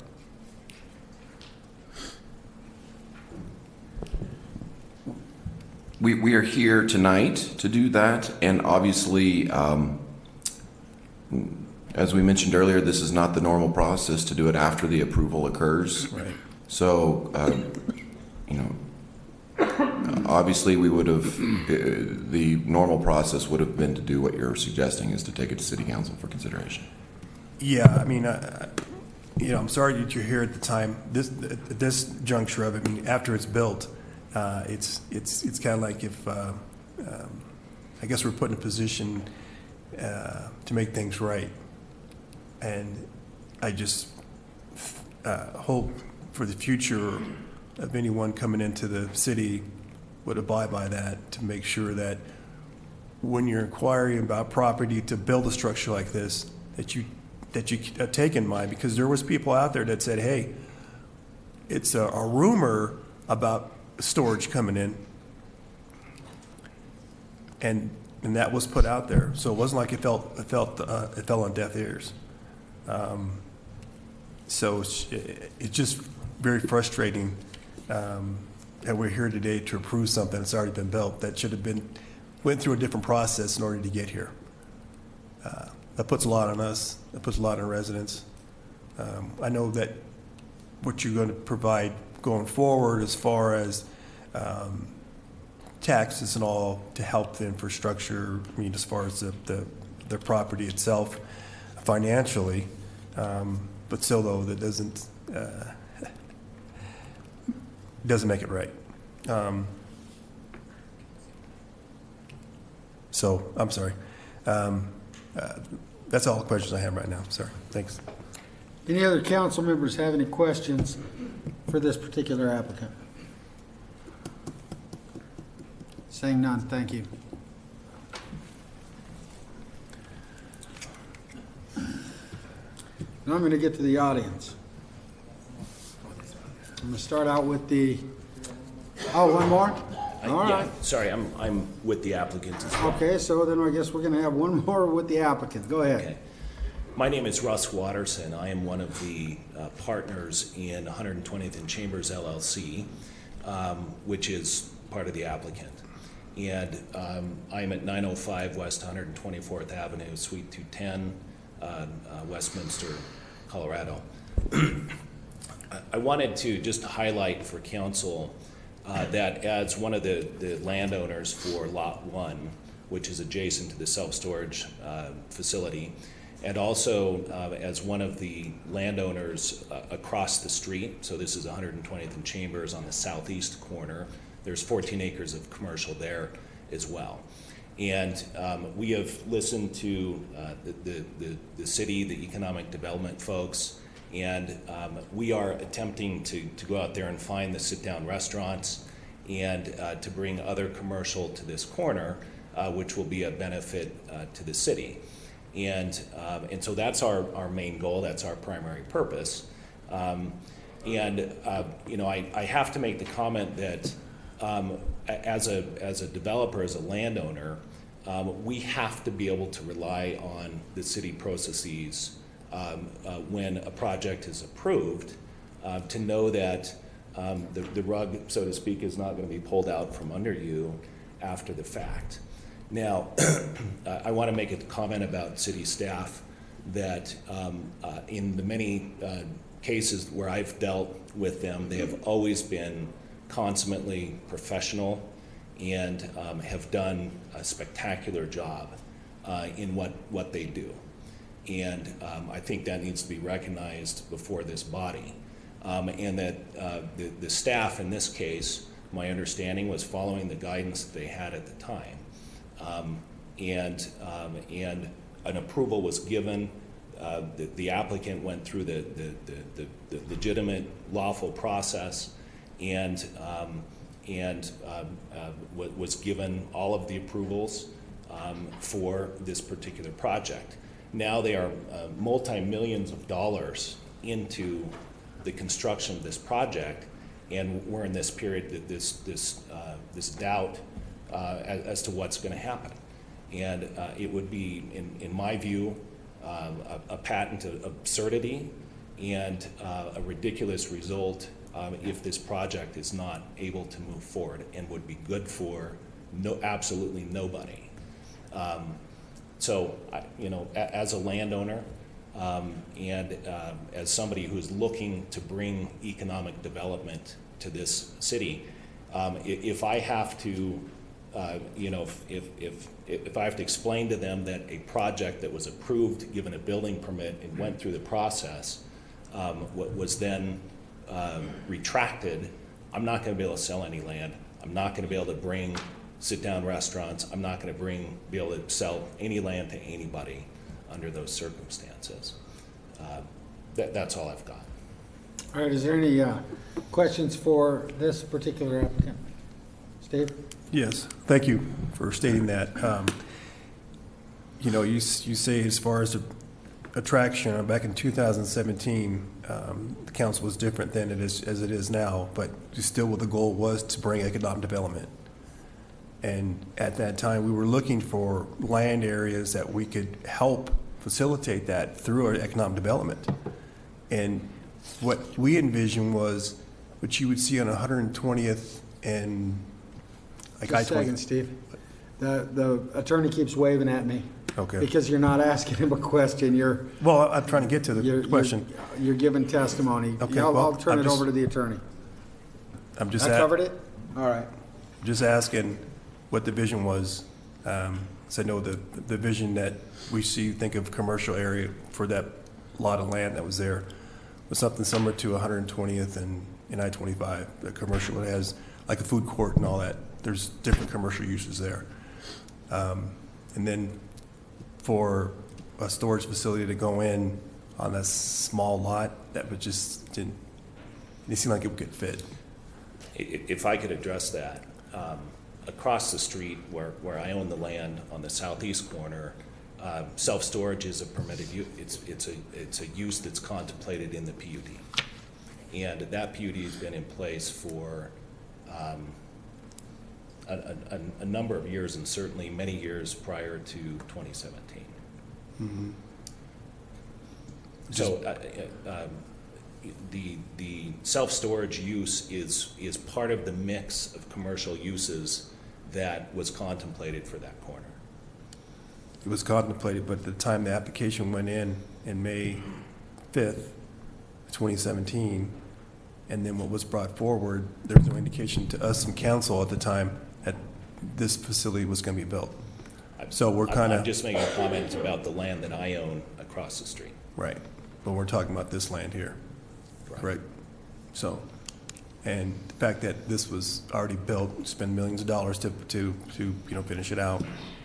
Now we're asking for, in a way, for, I would say, forgiveness, but it just makes it hard. We want to follow the steps, and like you alluded, that our staff is great and they do a great job. But sometimes we make mistakes, and we're here to talk about that. So we're trying to make sure that this is not repeated in the future. Well, I don't know if you're asking me a question or not, but I will comment that, again, my experience with staff has been nothing but positive, and they've been nothing but professional, and they were following the guidance that they had at the time. So did you feel at the time that you put the application in that what you submitted wasn't going to be any issue? I am not the owner of Lot 4. I am the owner of Lot 1. I understand so that. I can't comment on that. But you're here, so I'm just asking you. So. Well, you were asking me as if I was the owner of Lot 4. I'm not the owner of Lot 4. Okay. Well, you stepped forward, so I'm asking you. If you have no answer to that, that's fine. I'm not clear on what you're asking me. You're not the owner, so that's fine. Thank you. All right. Is there any other questions for this particular applicant of Lot 1? All right. Thank you. Or Lot 1, not Lot 4. All right. Chris, I'm looking at you. Are we through all the applicants? Everybody satisfied on the applicant side? I believe so. And I'm going to go to the residents. I'm going to start with the list that I have already here. Judy Dorr.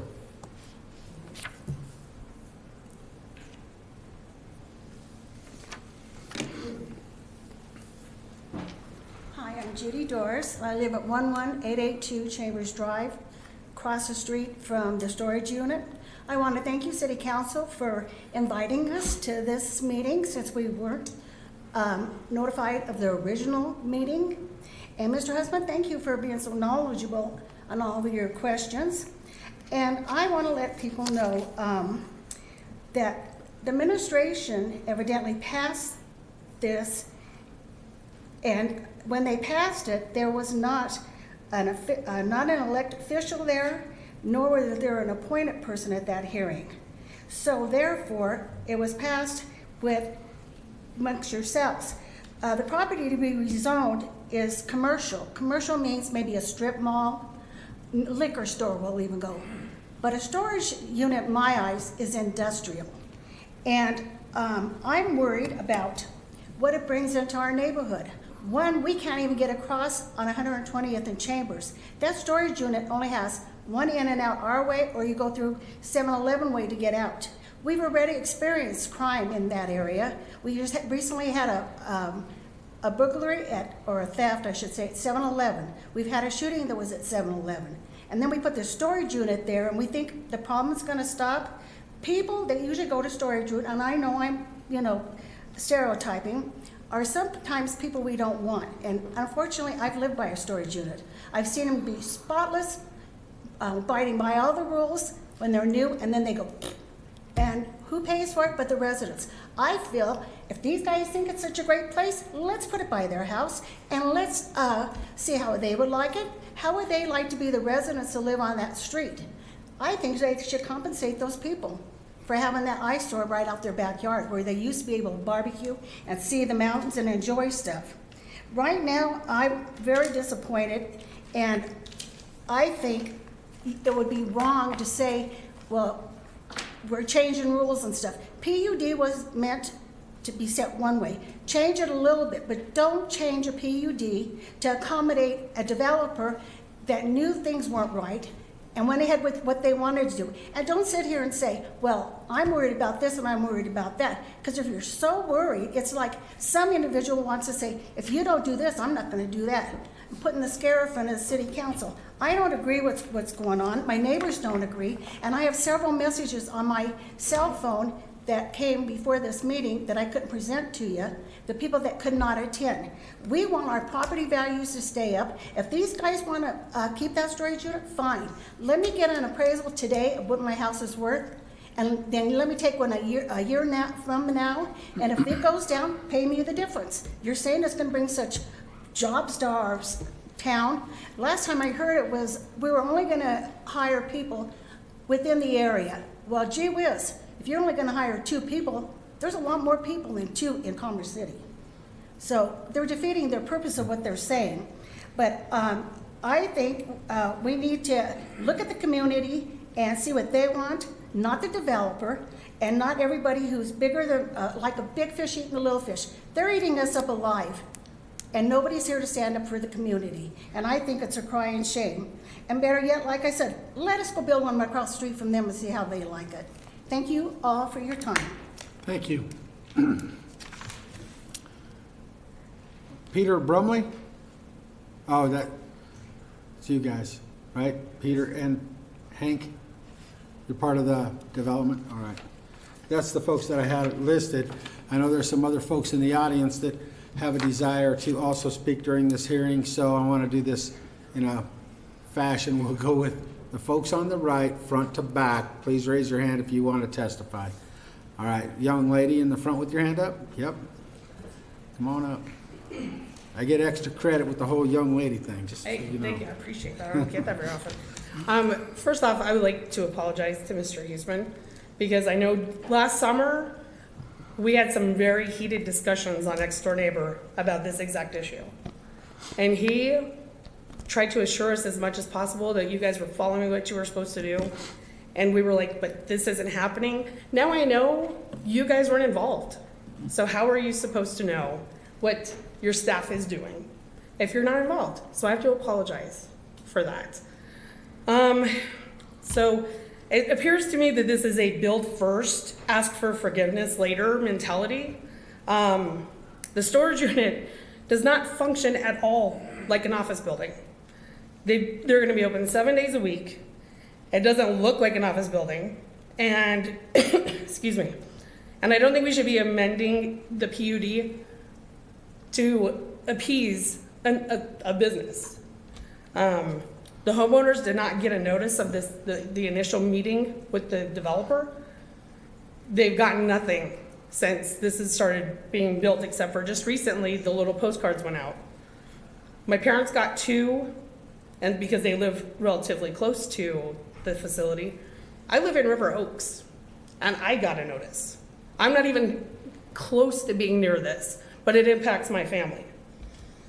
I would like to point out that this building is not for all of the citizens.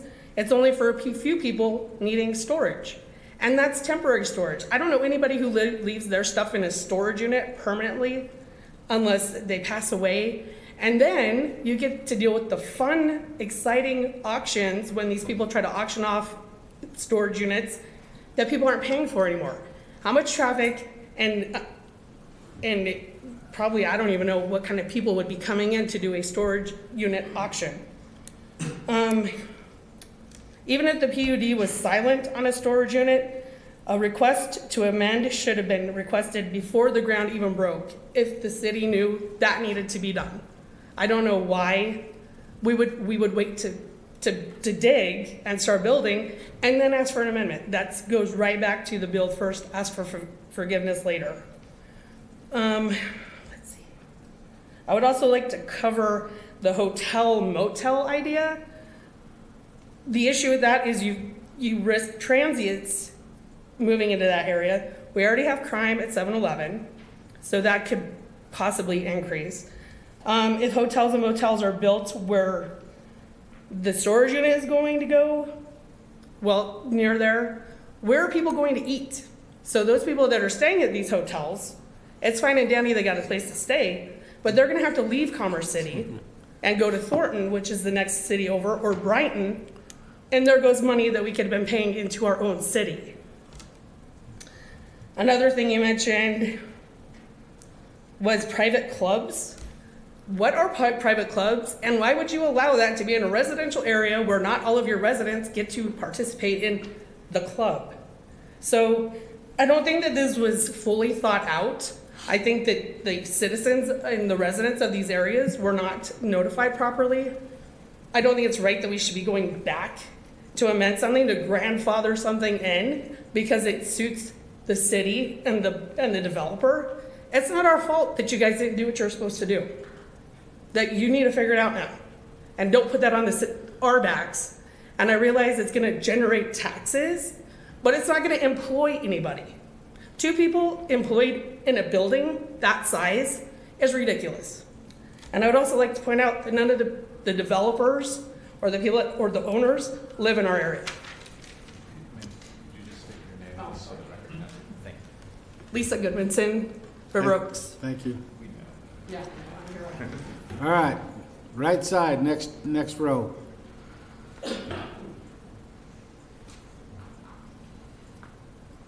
Ron Bruce, 15800 East 121st Avenue, and that's the Outlook subdivision.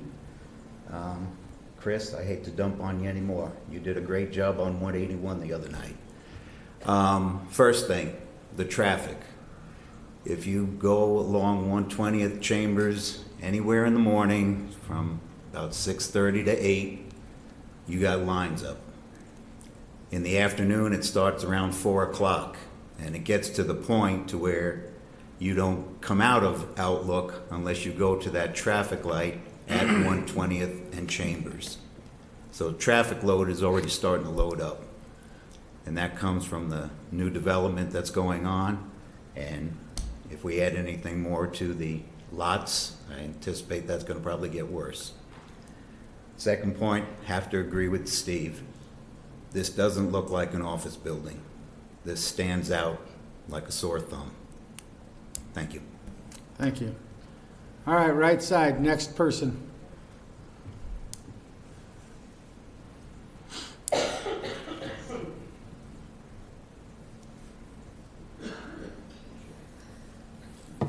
Hello, I'm Sean Quavo, 11754 Hannibal Street. You know, I came here tonight not 100% understanding what this is. I was like, how can you build something without being in the right zoning area? I mean, like, I can't even, if I leave my trash can out, if like an extra hour or overnight, I'll get a letter the next morning saying, take it in or you're getting fined.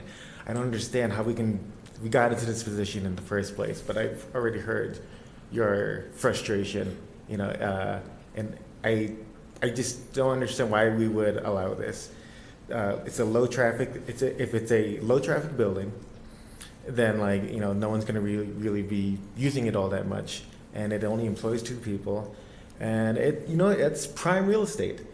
On Zillow, if you go look at, if I go look at my house, the walkability score of my house is 7 out of 100, meaning you can't really do anything without a car. That's fine. I made that choice to move here and live in an area like that. But that is an area where I can walk there in like 5 minutes. And now we have dozens of homes that are supposedly supposed to attract, you know, young families who will have kids, who will want to walk around the area, but where can they go? Let's go check out the storage unit area. I mean, it's like, why? Why would you put that there? Why not put a library there? Put a restaurant there? Put a park? I mean, you're not going to hang out by the storage unit. And it just, what makes me the most frustrated about this is that this is just another example of a big business coming in, doing whatever they want, and then there's no consequence. Oh yeah, there's not a zone, but we'll get it zoned later. It'll be fine. There should be consequences to the actions we take.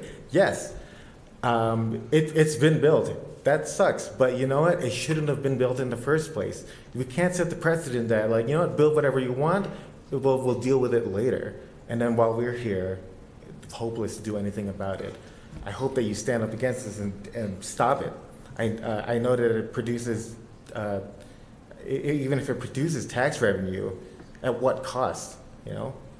Is Commerce City supposed to be this, just continue to have this reputation of just being this industrial land? Or are we gonna build a community where, you know, that people actually want to live and hang out? So thank you very much. Thank you. Right side, next person.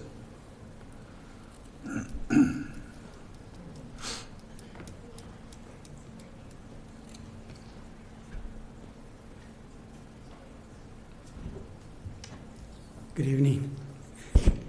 Guillermo Serna. You guys are in one hell of a predicament. This city, okay, from 104th or 96 North was planned 20 years ago. The growth that was promised there was a great city. and the potential of building something that was worthwhile. That we say that there wasn't any set form. Well, there was one of the storage houses right around Potomac, in between Pontiac and Potomac. And at that time, that city council asked if they could find another location. Process, I think, came through.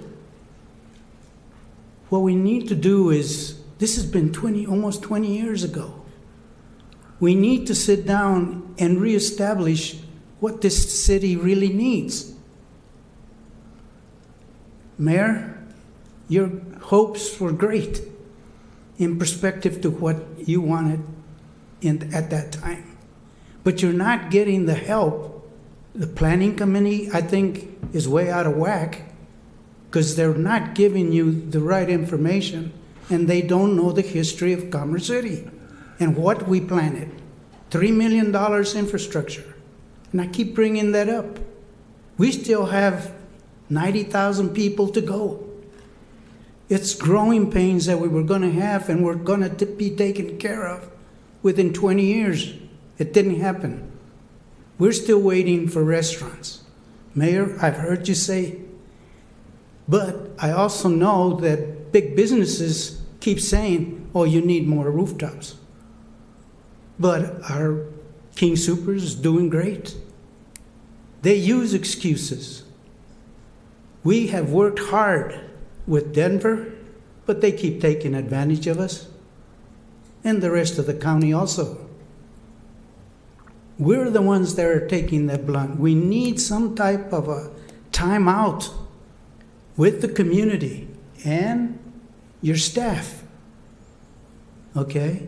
So that people that are responsible, if they need more help in reading all these rules and regulations, okay, can follow through. I'm just giving you what I see. There's a mistake that was made here. Now, who's gonna do what? I appreciate asking the questions that were asked today, because that's what you do. And in perspective, you weren't given the right information. So I'm hoping that you do what's right. In perspective to that community, we plan what happened. You got maps all over in the room over there. The study session room. You know what you wanted there. There shouldn't be a person working for us that shouldn't know what that means.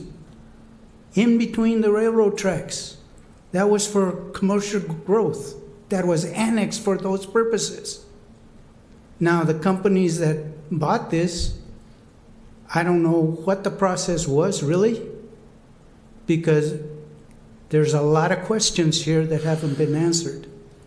But we need some time out, either through a moratorium or something, to work this through as to how we're going to continue from Tower on to Gun Club Road or wherever our property possibilities are.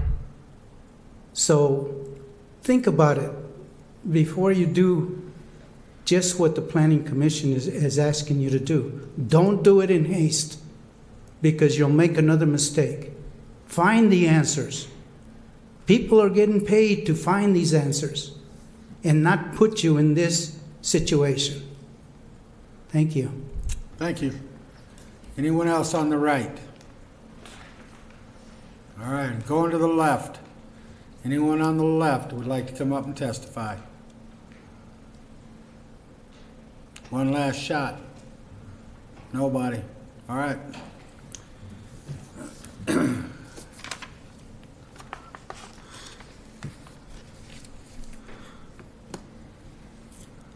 Is there any other questions for the staff or the applicant at this time? Seeing none, I'm going to close the public hearing. Mr. Hughesman. Thank you, Mayor. I do want to address one thing that I heard during the public hearing. Now, just to remind you, we are no longer in a public hearing. Right. So this testimony won't count towards any decision. I understand completely. I held no ill will towards the owner of the land. I held no ill will towards the developer, the builder of the facility. They went through the process. And I would hope that the residents who are out there, specifically the ones that spoke about how this is us being bullied and everything, understand that they went through the proper process. They did what they were asked to do, and they were approved on not one, but two separate occasions for this. So please don't hold ill will towards them for what they have done and because they have followed the rules. I do have an issue with the PUD amendment as a whole. I do believe that this started because of the storage unit. Now, we've seen a whole bunch of other uses. We've seen a whole bunch of what I would consider to be straight up fluff to encourage us to approve this by saying we can have restaurants, we can have a microbrewery. We'd all love a microbrewery, right? We can have all these other great uses as part of this PUD if we push this PUD amendment through. But my question would be, and I'm not looking for an answer, if it wasn't for this storage unit, would this PUD amendment be sitting in front of us today? Would they have come forward and requested that these uses be allowed in that PUD if it wasn't for the fact that we have to go through and retroactively approve something that never should have been approved in the first place? The PUD condition table specifically states, does this meet all the Commerce City plans? And it does not. An indoor storage unit, an outdoor storage unit, both types of facilities are classified as industrial facilities in Commerce City. And until that is changed, it does not meet the plans. Therefore, I move that the council reject the findings of the DRT and the Planning Commission. I have a motion on the floor to reject the DRT and Planning Commission's recommendations. Is there a second? Mr. Douglas. Second. I have a motion and a second. Is there discussion? I have some. Heard a lot during this testimony tonight, and I don't disagree with much of everything I heard. The only thing that I think is unclear, first and foremost, is our residents, when it comes to property, if it's zoned, we can't dictate that that's a restaurant or what, as long as it fits within the land use of that zoning, that property owner has a right to build that there. We can incentivize and ask. We can throw some money at, hey, change your mind, put a restaurant here. We can try to direct it, but it's really a decision between the landowner and the buyer in the zoning that's on the land. The city can't dictate if it falls within that zoning. Now, I'm not talking about this case in particular because there's some issues that I'm going to talk about here in a minute about this particular case. But if something's zoned commercial and Famous Footwear wants to come there, and our residents don't want Famous Footwear, but it meets the zoning, and there's a private deal between the purchasing of that from Famous Footwear from the developer, and they have the zoning, which is a use by right, this council nor the city staff can stop that from happening so that we can hold that for a restaurant. It's a land use that's allowed through that zoning. And it's important that you know that. As much as we want restaurants, and we hear about that, and we heard a lot about it tonight, we have commercial zoning, that same zoning could be a dentist office or a restaurant. Those of us up here, I could tell you, we want those opportunities to be those restaurants. But if a dentist office buys that land and comes in and submits their plans, we can't deny it because it's a use by right by the laws of the state. So there's some subjectivity to what I heard tonight about creating something that we want or what's the zoning that is allowed for development and what dictates what that zoning, what that use is going to be. So we do our best to try to direct the uses that our residents tell us that they want. In this particular situation, I absolutely do not believe that the developer nor the builder are at any fault here. I absolutely do not think that they have done anything wrong. They came in, they followed our rules, they pulled their permits, they were given their permits, they were approved at their every step of the way. And now they've got a building that they're looking at $10 million into. They followed the rules.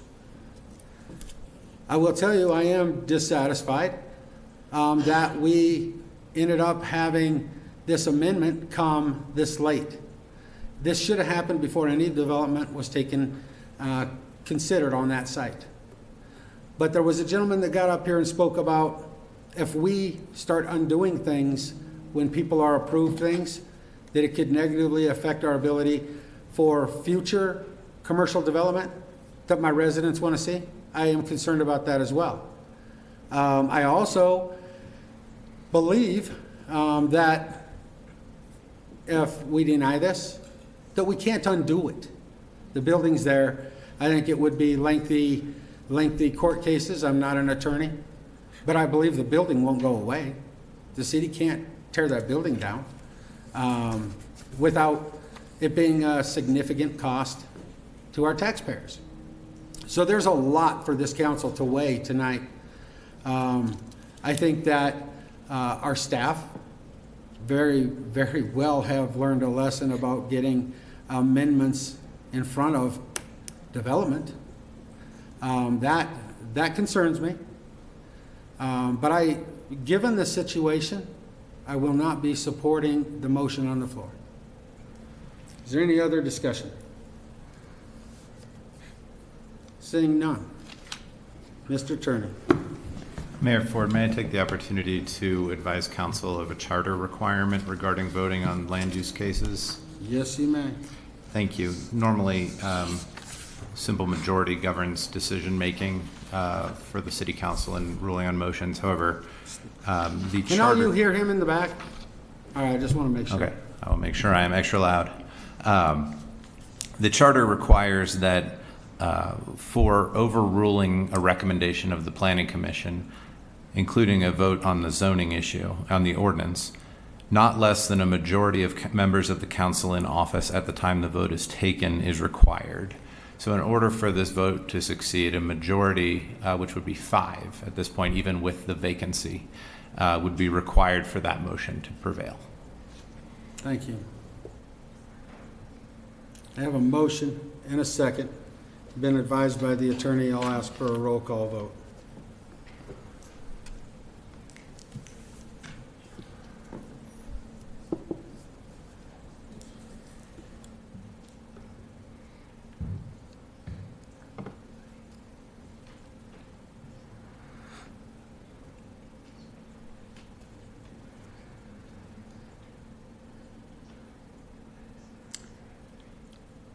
Motion fails.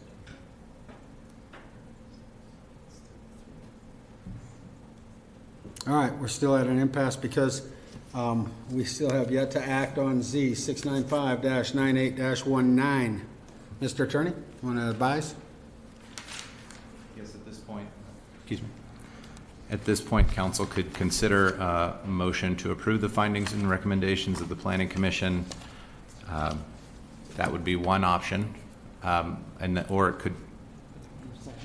Right, that would require a vote of 4 to be approved because it would be consistent with the findings and recommendations, or council could consider a vote on the zoning ordinance itself to approve or deny.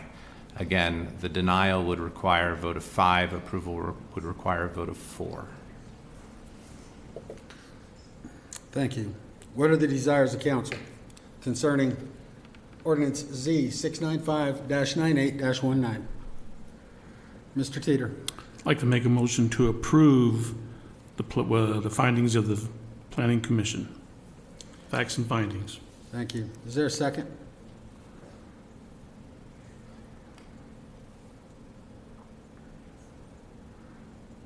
I'll ask again, is there a second? Motion fails for lack of a second.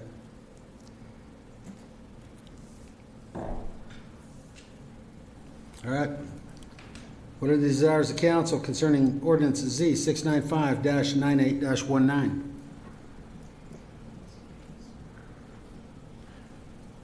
Councilwoman Frank. So in the case of this property, you know, I agree with you, Sean, that I don't feel it is the responsibility of the developers or the builders who came in and did this the right way, the order that they saw. They did everything that they felt was correct. Is there a way to do an I mean, the building is there. So at this point, to not have it finished or whatever, would happen next, I don't think is the right answer either. Is there a way to do an exception to finish their portion, I guess, or? I think that's a question for the attorney.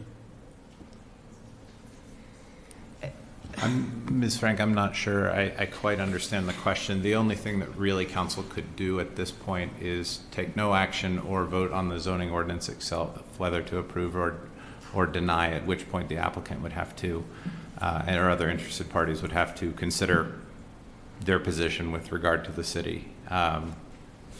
Merely facilitating the project is not the question in front of council, though. Mr. Teeter. Yes, Mr. Attorney, would it be possible to table this and bring it back when we have a full council?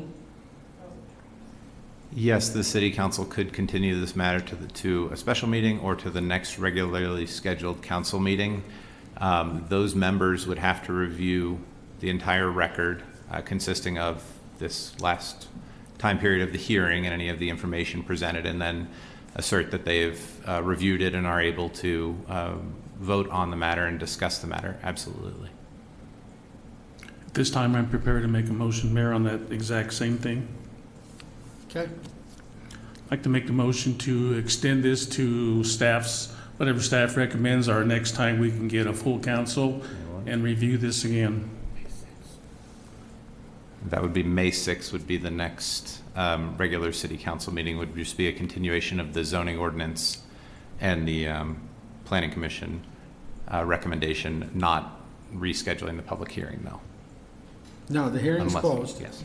So it would just be to have the other members that are not here, having reviewed the testimony of the hearing.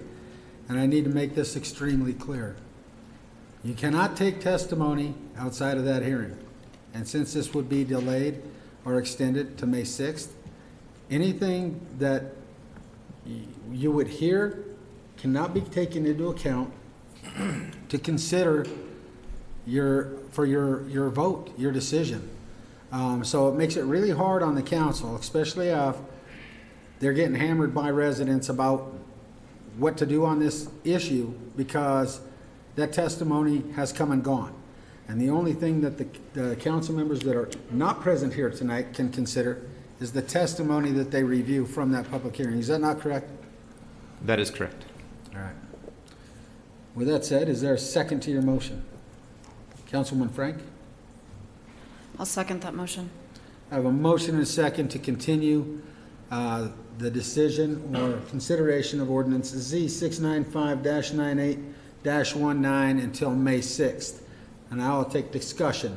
Mr. Douglas. Thank you. Come May 6th, at that time, it just has to be based on the facts now. We can't restructure it and add a different motion. Or can you? If you're talking about, excuse me, additional facts could be entered if the public hearing was reopened on that date, but that would require that it be renoticed and made part of this motion now. That's not currently part of the motion. At that point, whatever motion would come up at that point. So we can recreate a different motion at yes, that time? council would consider the matter based on the testimony heard today. Okay. Because knowing this whole process, I don't put this upon the developers because this was out of their hands. And I just want to make that clear to them. This is not directed towards them at all. It's the process and how the process was conducted and lessons learned. I mean, these are hard lessons. ones, I didn't think we would have this type of situation, especially after so many things have occurred in the last 8 years I've been on council. So thanks for clarifying that. Is there any other discussion on the motion? Mr. Hughesman? I can appreciate the desire to push this out, but I look out in the audience again and I see people who have taken time out of their lives to come to this meeting to speak, people that have taken time out of their lives to go to the Planning Commission and speak, and pushing this off for another 2-3 weeks from now is not fair to those residents who have shown an interest, who have come and done their civic process in order to do that. Additionally, I don't think it's fair to the developer. They deserve an answer on what we're doing, and that answer should not be pushed off till May 6th. What do we do for the next 3 weeks? What do they do? Do they continue construction? Do they stop construction? They deserve just as much as the residents do. So I don't support the motion to continue this until May 6th. Okay. Any other discussion? Seeing none. All those in favor signify by saying aye. Aye. Opposed, say nay. Nay. I need a roll call.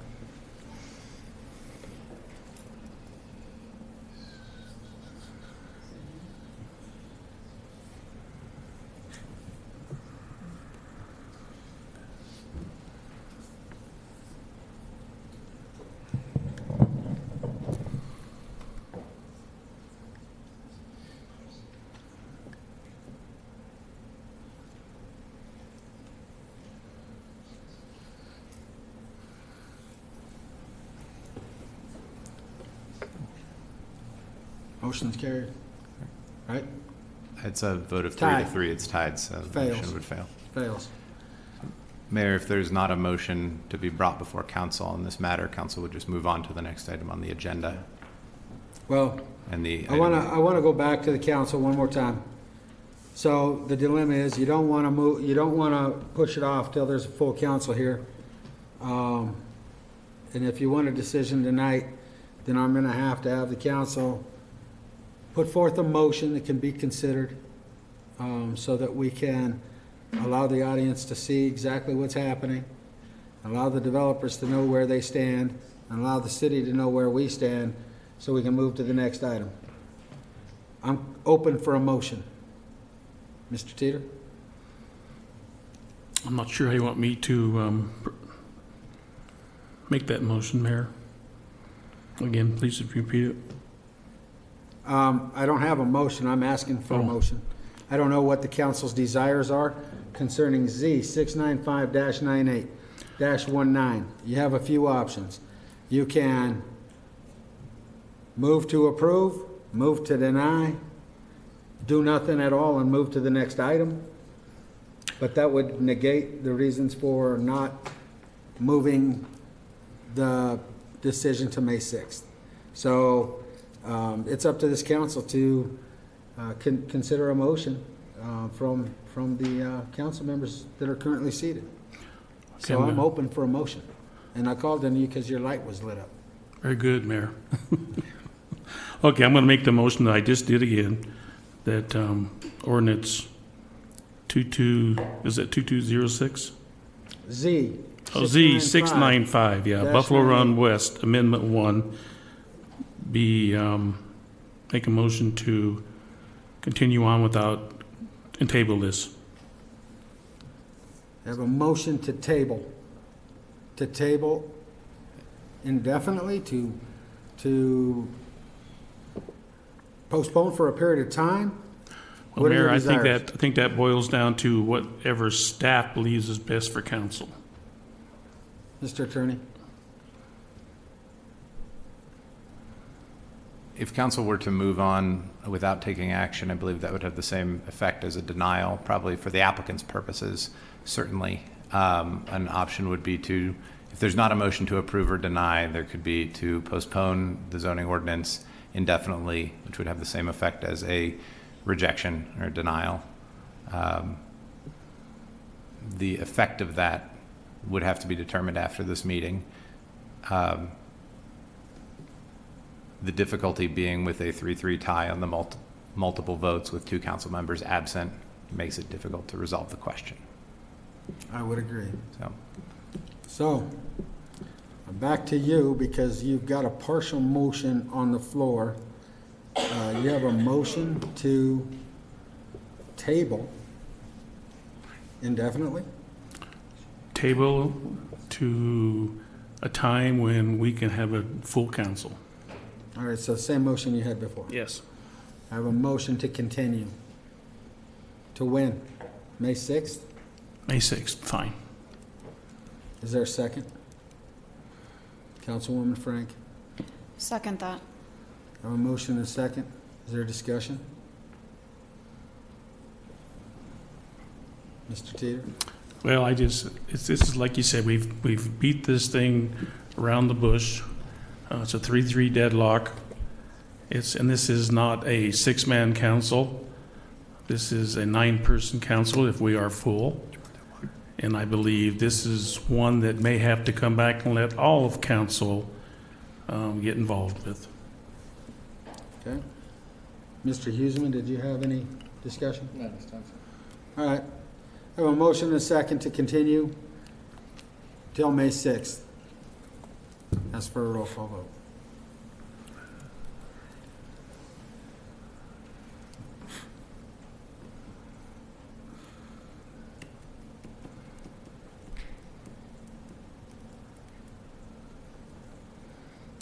Motion fails.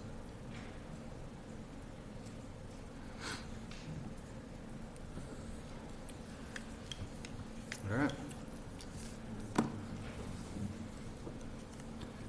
I'm going to ask for a motion. If we don't get anywhere this time, I'm moving on to the next item. Is there a motion that any of the council members desire to make a motion concerning Z 695-98-19? Mr. Huseman? I have a question for the city attorney, if I can ask. Okay. If I make a motion for something, do I have to vote in favor of what I make a motion for? No. In that case, I make a motion to approve ordinance Z 695. I have a motion to approve, Mr. Teeter. Second. I have a motion and a second. I'll ask for a roll call vote.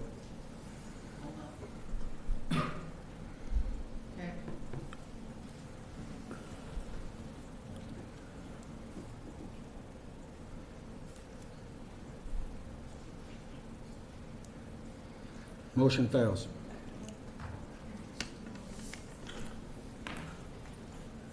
All righty. So now we can move on. Thank you all for being here that were interested in this item. Next agenda item is ordinances on first reading. An ordinance repealing and reenacting Article X of Chapter 20 of the Commerce City Revised Municipal Code regarding the voter-approved excise tax on wholesale transfer of marijuana and marijuana products to support public safety. Is there a motion? Mr. Teeter? I'd like to make a motion to approve ordinance 2209 marijuana excise tax on first reading. Council seated. Thank you. Is there a second? Mayor, sorry to offer the opportunity for another public hearing, to ask if anybody in the audience wanted to comment on this item. Okay.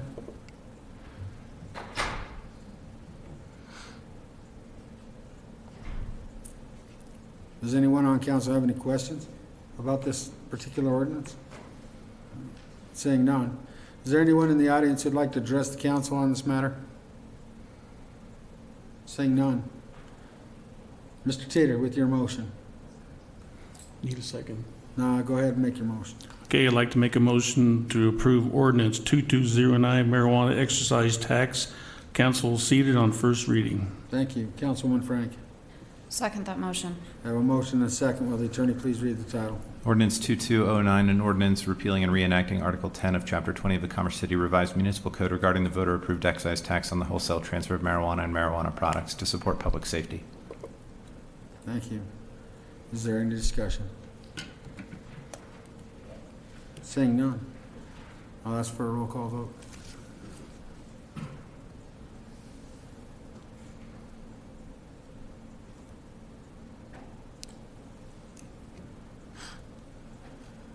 Motion's carried. For the record, unanimous, on the introduction outside of the 2 absent and 1 vacant seat? All right, that gets us through, golly, it's quiet out there now. Gets us through that portion of our agenda. Now I'd like to bring up South Adams County Fire Department. First and foremost, I want to thank them for being here tonight. It's important and I think responsible of them to be able to share their annual report with the residents of Commerce City, and I think this is a great venue to do it in. So, welcome, Chief Vincel. How you doing? Good. Thank you, City Council, for having us on the agenda. This is my Division Chief of Fire Prevention, Randall Wiggum. He is up here to, if any questions, I want to start off by giving a little update on the fire we had early Thursday morning.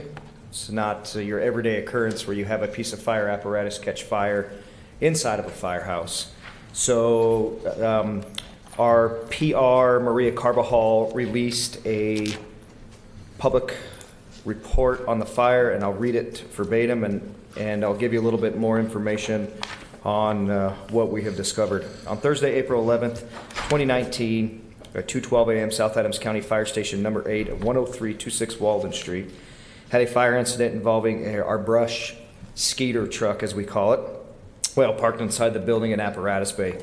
Fire crews were awakened by the smoke alarm and heavy smoke, and they attempted to mitigate the fire.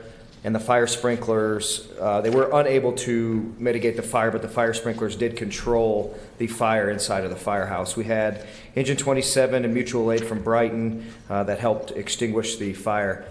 We were able to get video on this fire from one of our cameras, and it's really impressive video. It is incredible to watch this fire, the arcing that occurs, and then the open flame to when the sprinklers activated. Not trying to give any kind of report on sprinklers, but there's not a single documented death in a sprinklered building in the United States.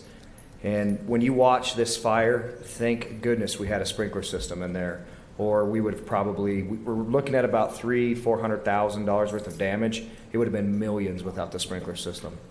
We had 1 firefighter taken to the hospital for smoke inhalation.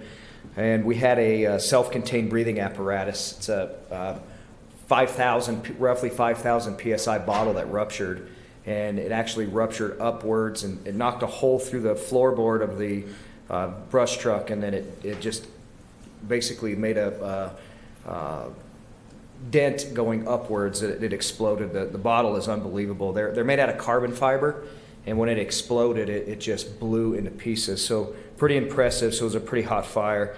The brush truck is most likely a total loss. Randall and his team have been doing an outstanding job with the investigation. It is definitely accidental, which in the fire investigation world we say, non-incendiary in nature. There was no arson. There was no malicious. This is definitely accidental fire. The cameras pick up the fire, and about 15 minutes later, we pick up the initial sparking, if you will, and about 15 minutes later we have open combustion, and within 20 minutes we're pretty much fully involved. It was definitely a fully involved cab area of the fire inside there. The firefighters were woken up by the smoke alarm, and they tried their best, but that whole building was full of smoke. But you can actually see the sprinkler system as it puts the water out at first.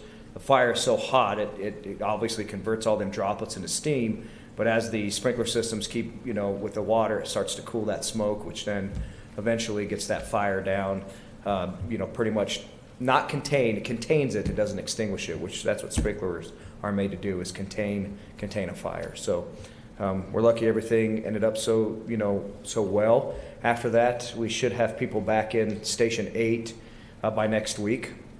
So we're going through the cleaning process and everything now, but we're pretty lucky given the size of that fire, of what that station and the damage ended up being. So we had trucks parked right next to it, and neither one of those were heavily damaged whatsoever. So pretty fortunate. So any questions on the fire? I was shocked to see the report. Not very often do you hear about a fire truck catching fire inside the firehouse. And I thought about you that day because I was going to call and give you a hard time about it. But I'm really thankful that all of the firefighters are safe. Sounds to me like it was a freak accident. And Well, and firehouses are not immune to fires. No, I They're agree. just like anything else, and neither are our vehicles. So well, and you know what though? It makes you start thinking that even if it can happen in a firehouse, it can happen in anybody's home. And I think that is the biggest takeaway, that nobody's immune. And so a learning experience is that if it can happen in a firehouse, it can happen in your house. So Yeah, that's a good takeaway. Although I did want to give you a hard time. yeah, not every day you hear that, but thank goodness for sprinkler systems. So, but they're still, the investigation is still ongoing to figure out the exact cause. It's in fire investigation, the origin of the fire. There's usually three causes: there's an act of God nature, accidental, or incendiary. So to figure out right away that was this an incendiary fire. No, you could pretty much tell that, but to actually pinpoint, vehicles are very sophisticated to actually pinpoint, what caused the fire. It takes a lot of time and a lot of forensic investigation. So that'll be ongoing. It was a $250,000 piece of equipment, so. Rick? Thank you, Chief. What is the product or the manufacturer we're using now with our air bottles? Scott. Scott. And so is this going to make us do a cylinder test on all of our apparatus? No, it's a good question. The air bottle was direct impingement by a flame. So when these air bottles are tested, when you're in a fire, it's basically, the temperature at which the bottle's exposed to when you're in a fire, not direct flame impingement. So we're thinking that the direct flame impingement had heated up that bottle so fast that the pressure relief, and there's a little grommet in there that fails and then it releases, but I believe it heated up so fast it expanded that bottle so fast it exploded. So Chief, then it wasn't the bottle, it was something else that caused that. So electrical, I suppose? They're looking at several different things. In cars, you either you have electrical and fuel, but they're still looking piece by piece on narrowing it. I just couldn't fathom that it was an air bottle that. No, the air bottle didn't cause okay. the fire. No, All right. that was after the fire that some of the loud noises that they probably heard. Thank you. All right. Steve? Yes, thanks, Chief, for coming in. How many firefighters are housed at that station? That day there were 4, I believe. 3 or 3? 3. So our maximum staffing is 4, but that day they had 3. We had, since the snowstorm, what we did is we activated overtime where that truck would run as basically a squad unit because of the snow. So instead of taking a $700,000 engine to some of these low acuity calls, we take a smaller vehicle with 2 people to handle those. And that particular vehicle was built like a tank, so that was out in the snow, and it had been parked about 9:45, and then caught fire around 1:45, 2 a.m.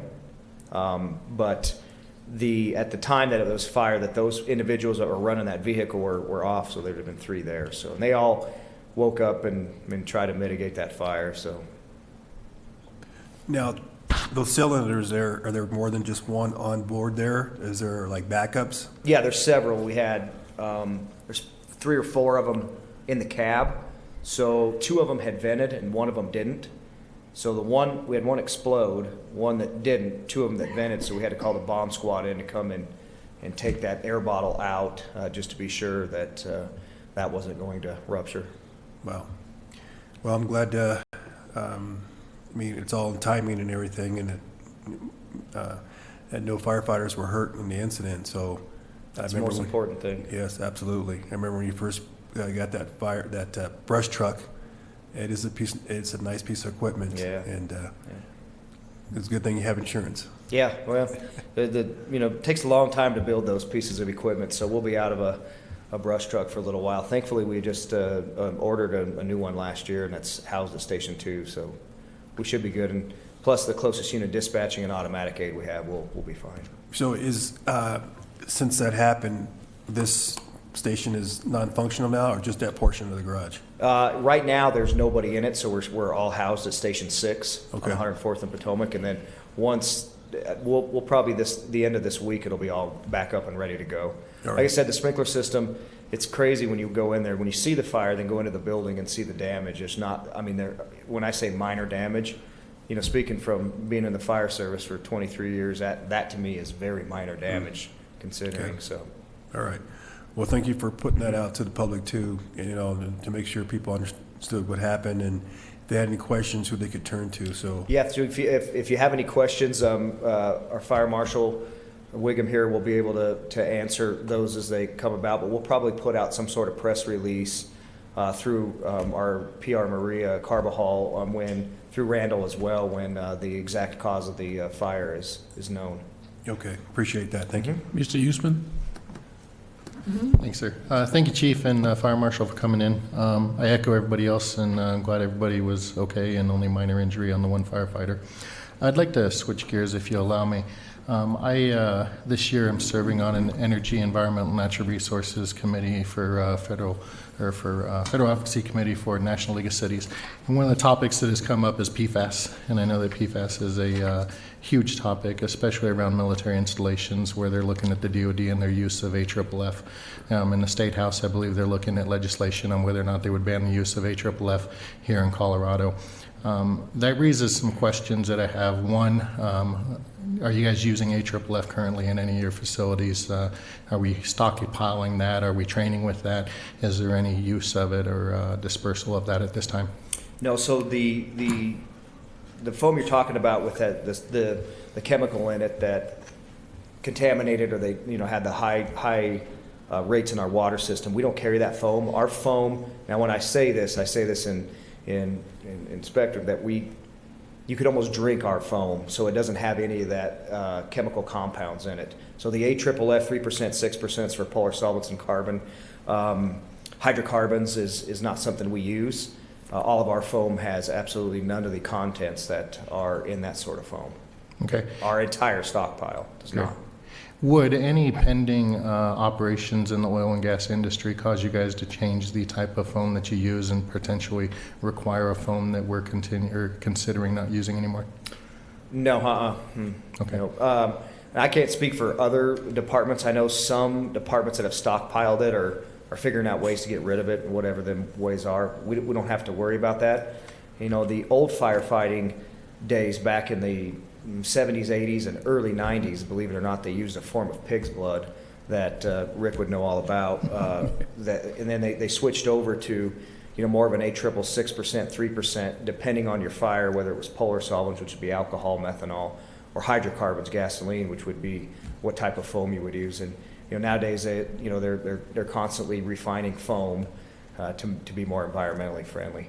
And the times that we've had to deploy foam, especially of that magnitude, are very, very few and far between. So usually when you deploy foam, could be car fires are a great example of foam, but so much the concentration use of it is so minor to what it is to water, to the expansion of foam that, and again, the foam we use doesn't have any contaminants that carry that in there. Okay. Good to hear you guys are ahead of the environmental impact on that, and I appreciate the time, appreciate the answers. Thank you. Mm-hmm. Absolutely. Anybody else? Okay, thank you, Chief. Continue on. Okay, I want to thank our staff and our PR Maria Carbajal for helping putting this together. Fire departments always put out an annual report. A lot of them do. Just to let the community know on where we're at and what we're doing. So, especially after our recent 6B approval, we just kind of wanted to do a report on where we come from in the previous years and where we're going. So I'll just go quickly through this annual report. If you have any questions, please let Randall and I know throughout the process. And I don't mind if you just want to interrupt and say something. I'll try to do this pretty quick, talk pretty fast, and if there's any questions at the end or during, just let me know. If we can go to just a pretty, this is all on our website as well, so just a chief's message. Usually the annual reports just have a chief's message on what the department's makeup is and how I view it. I've been a part of the fire department pretty much all my life. I'm finishing up, I think this will be 24 years now that I've been with the department. And, we respond to nearly, 8,000 to 9,000 calls a year. And we're in ISO Class 2. And I want to reiterate on the ISO Class 2 that it's not only about insurance, this is also a rating on the organization. So as they come in, it is a company that comes in, and they're fire experts that rate your fire department on how you basically run and operate every day. So we're pretty proud of that on that ISO level 2. South Adams County, on the next page, we are made up of 8 fire stations. Our firehouse number 1 is operated by our South Adams County Fire Department Association.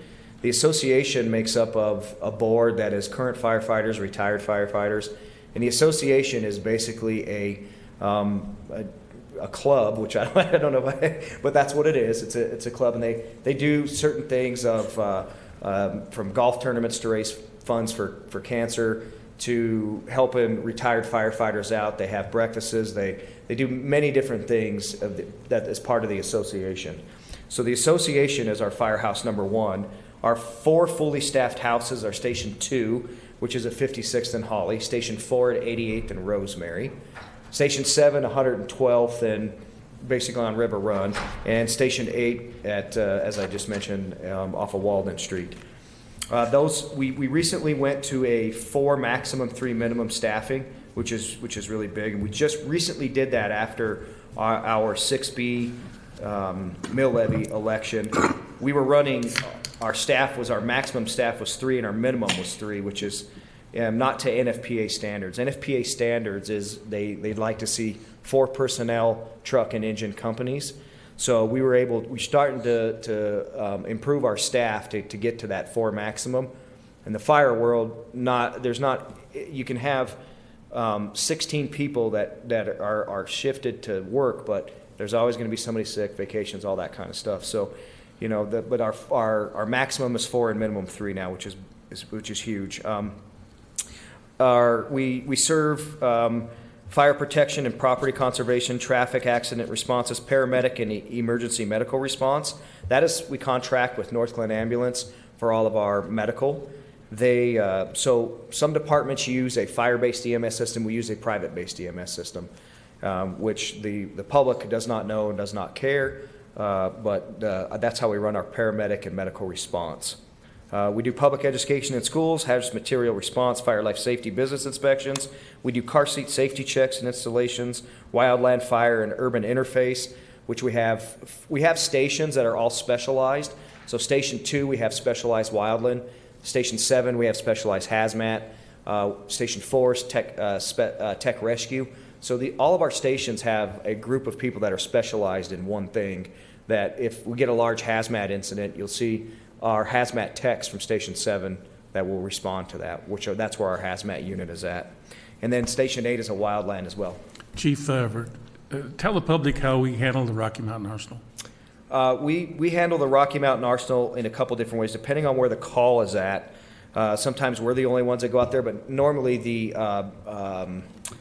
wildlife, the wildlife folks have fire apparatus, some brush trucks and so on and so forth that will respond with us out there. They're usually the first ones out there, and if it's, believe it or not, we've had car accidents out there. And the way it used to work is the Rocky Mountain Arsenal had a fire station where actually Mayor Pro Tem Rick Teeter was a part of for many, many years. And they would take care of just about everything out there when they had all the buildings. Once the buildings were mitigated, we took over as the fire service for that in conjunction with the wildlife. So we respond jointly on all kinds of things. The controlled burns, the wildlife does all that. And I know that may be a nuisance, and maybe the city council gets a lot of questions on that. But that weed mitigation that they do and brush mitigation is so important because of the fires that could occur. I was on a fire there in 1996 that was gigantic. And, since then, it's good that they do that because the fires that could occur can be quite large. So if you wonder why they do that, it's basically controlling the weeds and brush they have out there. We do community CPR and first aid. and emergency management for large-scale incidents. So there are many of us here that hold education in large-scale incidents, working from anything from the lowest emergencies you can think of to active shooters and so on. The population we serve, so we serve 75 square miles, and we just recently encompassed some areas on the 81st Avenue and Tower Road corridor, and so our square miles grew just a little bit. We serve mostly all of Commerce City, besides the area that you all have in Brighton's fire district area, but our basic line is 120th Avenue, and we do have some parts still in Adams County that we cover. And Marie and I were researching a little bit on that population growth. That's crazy even in 2000 to see what the census had in 2000 to 2017. So a bit of population growth out here. Next page. This is our current district board. That's our president, Alex Fairfield, vice president, Sam Gillen, our secretary, Craig Machuga, treasurer, Ernie Anderson, and director, Deborah Bullock. It's important for fire. In our department, we place these all over the place, these big metal placards with our mission, our vision, and core values. And those were developed by, we left it to the fire department themselves to say what's important for them, and then also what is important to the chief staff and as well as the board of directors. So we post that all over the place, in our boardroom, in our headquarters, to all over the stations, just to show what we're all about. And we try to stick by those, as much as we can, even with some of the chaotic things that we're exposed to. Our history. Our history is pretty important. That picture that's posted right there was actually a fatal car fire, and it was the first fire that South Adams responded on. If you can zoom in, it just kind of looks like a bunch of mob members on a vehicle, but it's pretty cool. It's pretty cool to look at. And then that plaque underneath, when we had our grand opening of our headquarters, the family of Carl Horblett had came in, and the grandson came up to me and said, "I have a special gift for you all," and that is the first badge ever made in the South Adams County Fire Department. It's the first badge. It has number 1 on it and has chief on it, so we decided to do a little plaque that's displayed in our headquarters. Fire departments are really, really, really traditional and love to hold on to history. So if you've never been into our headquarters building, we have a whole display in there of all the history and we keep building that every day. So in 1942, we responded to 69 fire calls with 10 volunteers, and now in 2018, we have 45, which that's continuing to grow, and 25 volunteers. The fire department had 26 square miles in 2000, and today we're at 75. Rick, a question came to me, and it's, what is the square miles of the arsenal? 6 by 6. Okay. 21 square miles. So Yeah. 21? Okay. So that was brought up the other day when we were doing some automatic aid and stuff like that, so I was going to bring that question to you all anyway. But we started in 1971 with 1 fire inspector. Today we have 3, 4, 5. So we keep growing every day. So, and we're partnered with North Glen Ambulance. We've been partnered with North Glen Ambulance since 1997, which before that was MedTrans, before that was Haley, and before that was Physicians, and then we ran an ambulance that the police drove. So the ambulance used to be parked, and the police used to drive it and just pick people up and take them to the hospital. Crazy. So here's our organizational chart. Always the citizens first, our board of directors, fire chief, and then that's kind of a very basic organizational structure, but just to show you kind of the fire department's a very paramilitary based organization. So we kind of, there's officer rankings, and then, all the way down to firefighters and admin staff. Just a little bit of overview. Those are our 3 battalion chiefs. They're the midpoint of our organization. They're a very important piece of an organization. The battalion chiefs are exposed to not only the administrative side, but also the response side. So they're the ones that drive the SUV-looking vehicle. They are first command on scene. And when we talk about command structure, they are the ones that run the fire scenes. You may notice the one last name there is Larry Woog's son.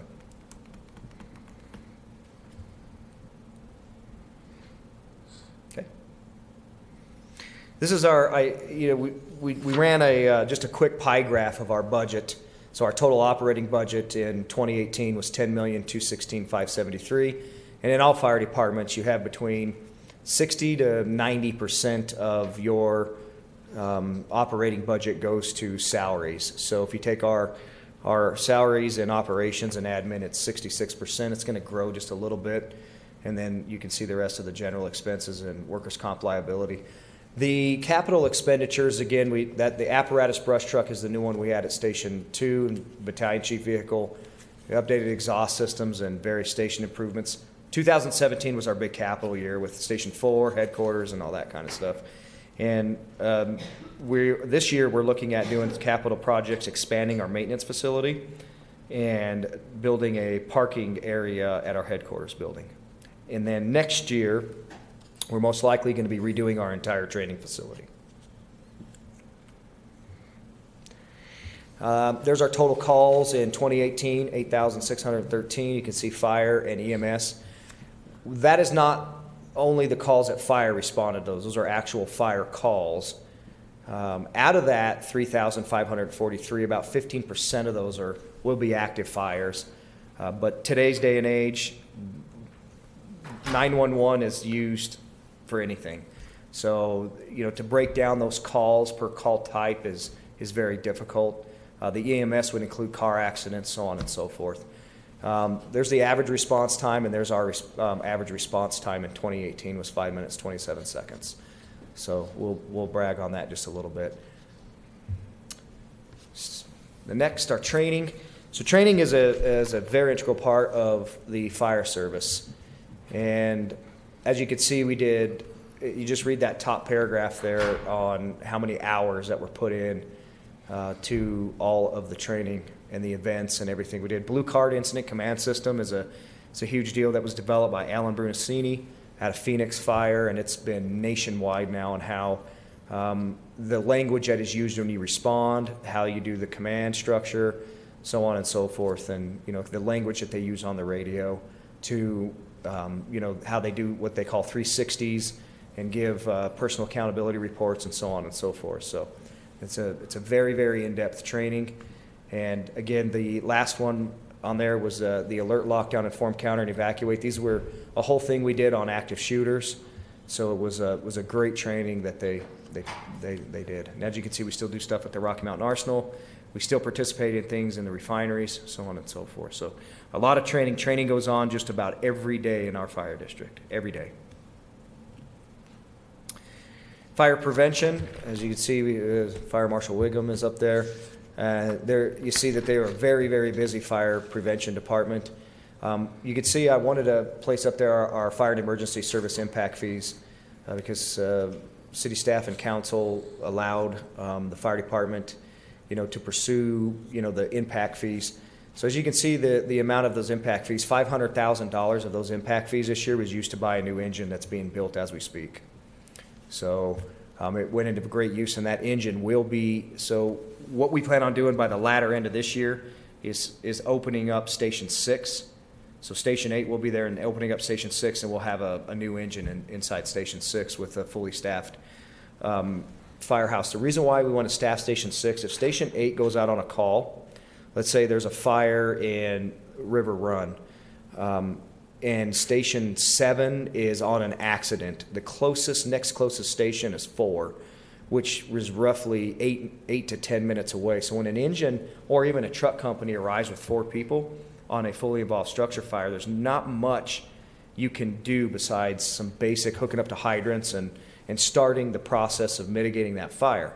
You want to make sure you have that backup coming. So Station 6 is going to be very helpful in that northern area, which is the reason why of the mill levy, one of the reasons, and also for the impact fees.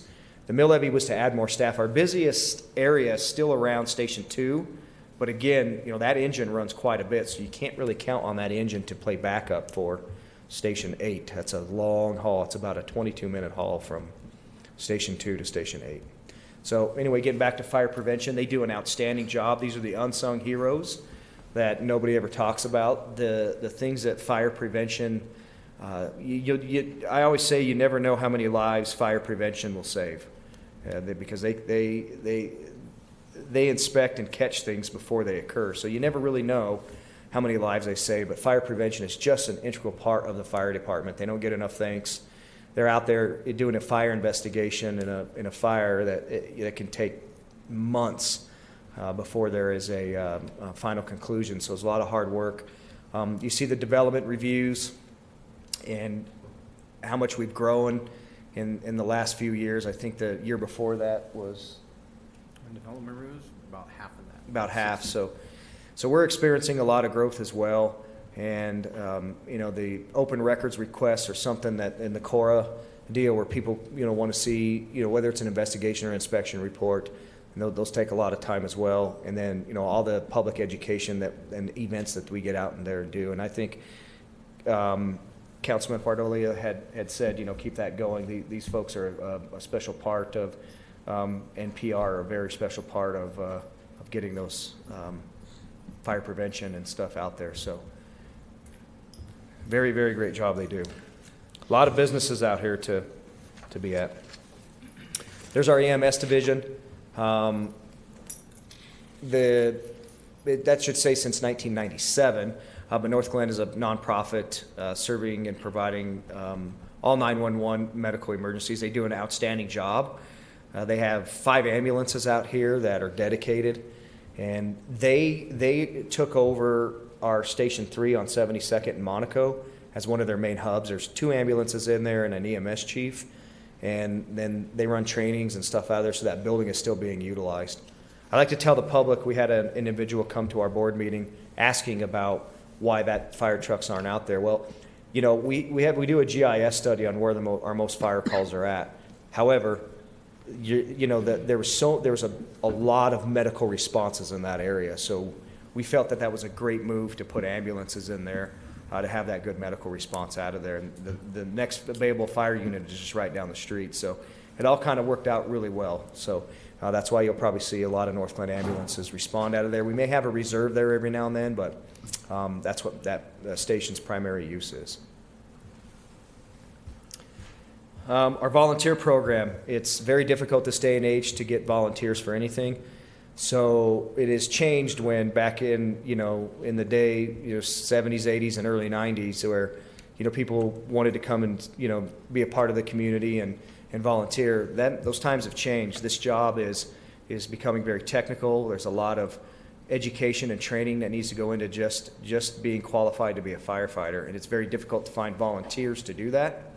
So with our ever-growing community, these are the volunteers that we welcomed. They're basically our reserves that are waiting pretty much to get a job either with us or with another organization, it's a great program. We've pulled a lot of our paid people our career people out of our volunteer program. So it's a great program. It's still running, but it's definitely a lot more difficult in this day and age than it used to be. Our IT, this is a very upcoming thing in the fire service on protecting all of our information, and it's just amazing. There's 2 things that can cripple the fire department overnight. One is your IT, and the other one's your maintenance division. Those 2 things can just cripple you overnight. So just a few short 7 years ago, we didn't even think about having IT. And so now it's a full-time job with just all kinds of things to do. We're going to possibly have to grow that division here soon. And then here's our maintenance division. We have a joint maintenance facility with Adams County Fire that has worked outstanding. The individual on the left is one of the best EVT, emergency vehicle technicians in the state of Colorado. He does training all over. His name's Gary Aranda. And he is just, we're just lucky that we have this kind of triple duo here, this triple team here with Gary Aranda, Miles Miller is ours, and then Alan Gosselin is with Adams County, but all three of them do all the maintenance on all vehicles. And you can see they do combined 75 units in their contact hours and EVT mechanic training hours. That vehicle that they're standing by, that's our new maintenance vehicle that has just all the bells and whistles. So instead of our fire apparatus going in to get worked on, they can actually go to the station and do a lot of the stuff at the station. So we're not pulling that engine out of service. And they have a computer that they just pull next to it, and it automatically syncs with our engine, and it tells them what's going on and what the problem is. So very efficient, an outstanding group. We just need to expand it because as our fleet grows, we have to grow. So, and that building in the back is our maintenance facility. Those are all of our apparatus fleet. So you can kind of read that as we go through there. We have a lot of administration vehicles, trucks, engines. So we just wanted to do a little bit of, that's our brand new battalion chief vehicle. All of our apparatus is white. Why, you asked, that is red. Our Tahoe was getting mistaken as a police vehicle. And it was the battalion chiefs that were driving it were experiencing some interesting things with people coming up to the vehicle and thinking it's a police vehicle. So we wanted to, as our old Tahoe got up there in mileage, we wanted to make this kind of stand out as fire, and it does. It's really helped that issue. So that's why that vehicle is red.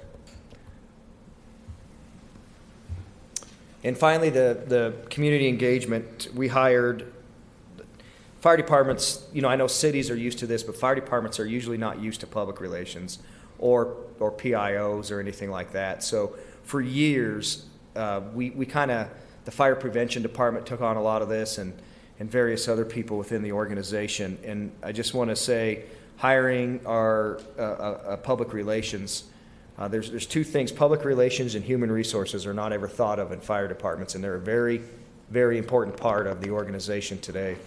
And I give it to Maria on, helping this department, amazing, getting the word out and getting things out to the public and scheduling these events and being a part of Rotary and being a part of the Kiwanis Club. All that kind of stuff is, plays event on getting out there. The fire service is much more than going to the grocery store and responding on calls. These firefighters, they get out into the public. They are constantly doing something all the time.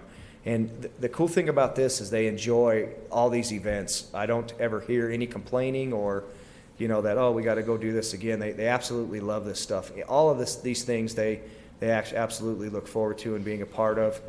Even the Guns and Hoses event that's coming up at the soccer stadium, to the Halloween event, the Christmas event. I actually drove old Pumper 207. It's a stick shift, and I drove it Santa Claus all around, and we delivered gifts to people in need, and it was just fantastic all around the city. It was just such a good event. And so some of these events that they go to are just so rewarding, and it's good to get out in the community. 10 years ago, it was very difficult for us to get out in the community just because of the staffing and everything that we had under our belt. But with Maria here, it's very good, and she scheduled all these, and I want to give a big thank you to all the crews and firefighters out there. They absolutely work very hard to take a side out of their day and get out in the community. They even go to the high schools and elementary schools. They'll go play basketball. They'll go have lunch with them, and just all kinds of things, an everyday event. So it's really good to see them out there. And then the last page, that is our memorial there of Richard Watts and Harold Hubble, and they were two of our firefighters that fell in the line of duty. One was burned, and the other one was in a car accident. And that's the memorial that we have built. That was handcrafted by one of the only ones in the country that can do that. So it's really cool. Our HR sitting in the back, Melissa Rosbach, took a picture of a kid, and he's done this a few times, and we don't know who he is. He walks by there, and he's standing in front of there, and he'll salute it. So it's pretty cool. So any questions on our annual report? Does the council have any questions for the chief or chiefs at this time? I have just some comments. I want to thank you guys and all your department for what you do for our community. Public safety is number one when it comes to our police departments and our fire departments, ambulance, number one. And it's important, and I'm glad that you came in and gave us this report just so that our residents know what you're doing, what you have in place. But I've also seen you guys go above and beyond. I remember the Christmas tree coming from the national Christmas tree being delivered to Washington, came through here, and it was to make a stop and get signatures over here in Northfields. And they couldn't get their pressure washers to work because it was too cold outside, it was froze up. South Adams Fire Department came out there and used a truck and washed the national Christmas tree off. To me, that's a big deal. They were having an event over at Bass Pro for the kids to be able to do their fishing ponds and stuff. They needed the pools filled, and Denver Fire couldn't make time to get there, but South Adams showed up and filled the pools. Those little things matter, what happens in a community. Other people may not see that take place in what you guys do, and I know it's not just those few things that I've recited. There's a lot of times that you guys are there to help, and it's a public service that you provide, and it's not just putting out fires. And I appreciate what you do for our community, and I appreciate the fact that you came in tonight to give this presentation to make the council and any resident watching or the residents in the audience aware of what's happening with their tax dollars concerning South Adams Fire Department. Thank you, Mayor. Appreciate it. Absolutely. Mr. Teeter? Thanks, great presentation, Kevin. Chief, Fire Prevention, Randall, back in the day before we had a fire prevention, we fought a major structure fire every month, major building, major business. And when we started the fire prevention program, that's when South Adams and Commerce City started to take hold of this district on the fire side. And it's just a great program. You get into those businesses, you pre-plan them, you tell them what you learn what's going on inside there. It is just such a relief for today's firefighters. So when they respond there, they know what they're walking into. So fire prevention is very important. Anyone else? Mr. Douglas. Yes, thank you very much for coming and giving us an update. It's great to see you guys, especially in our community. People really appreciate the service. You guys are, when something comes up, whether it's an event or just questions, you guys are there responding, and I do appreciate that. People, don't who move here think that you guys are part of Commerce City as far as city services, and we have to let them know how things are because we are a special taxing district, and this is a special district as well. And I've seen the growth, and you guys are making sure everything, when it comes to equipment, you guys are thinking towards the future, not now, but exactly, when you have equipment, it's all, pretty much who's going to be operating that equipment as well. So I see a level of service and ability to allow more people to come on. It's not just men, but women too. So I appreciate the diversity within your department. So thank you very much. Thank you. Mr. Huseman. Thank you, Mayor. I said it before last time you were here, and I just want to say it again. I thank you for your guys' tribute to the fallen that you put on the front of your fire trucks. I think that is so touching, and I truly do appreciate, as somebody who has served in the military, appreciate the fact that you guys take the time and take the effort to tribute the fallen like that. And every time I see you, I will continue to thank you. Absolutely. Thank you. One last thing, Chief. I got elected my first term in 1999.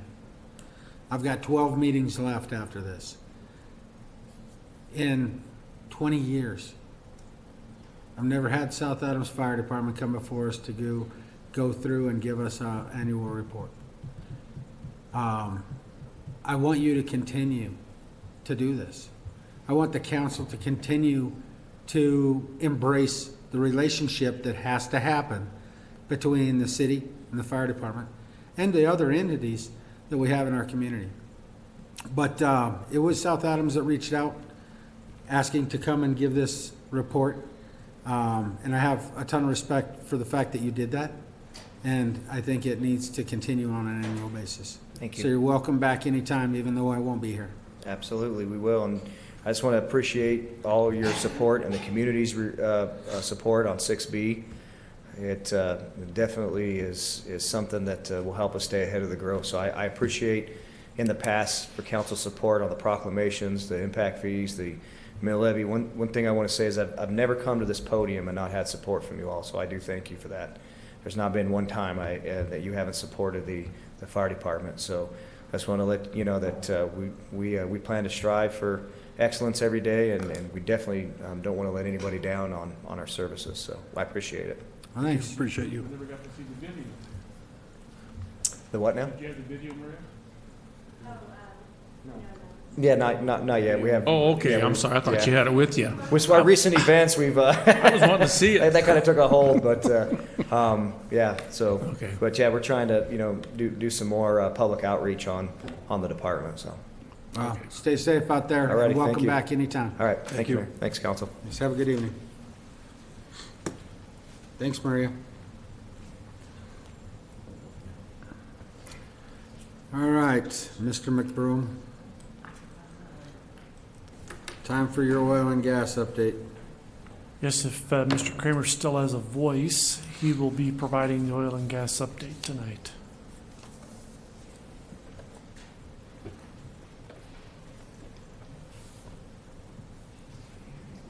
Good evening, Mr. Mayor, members of council.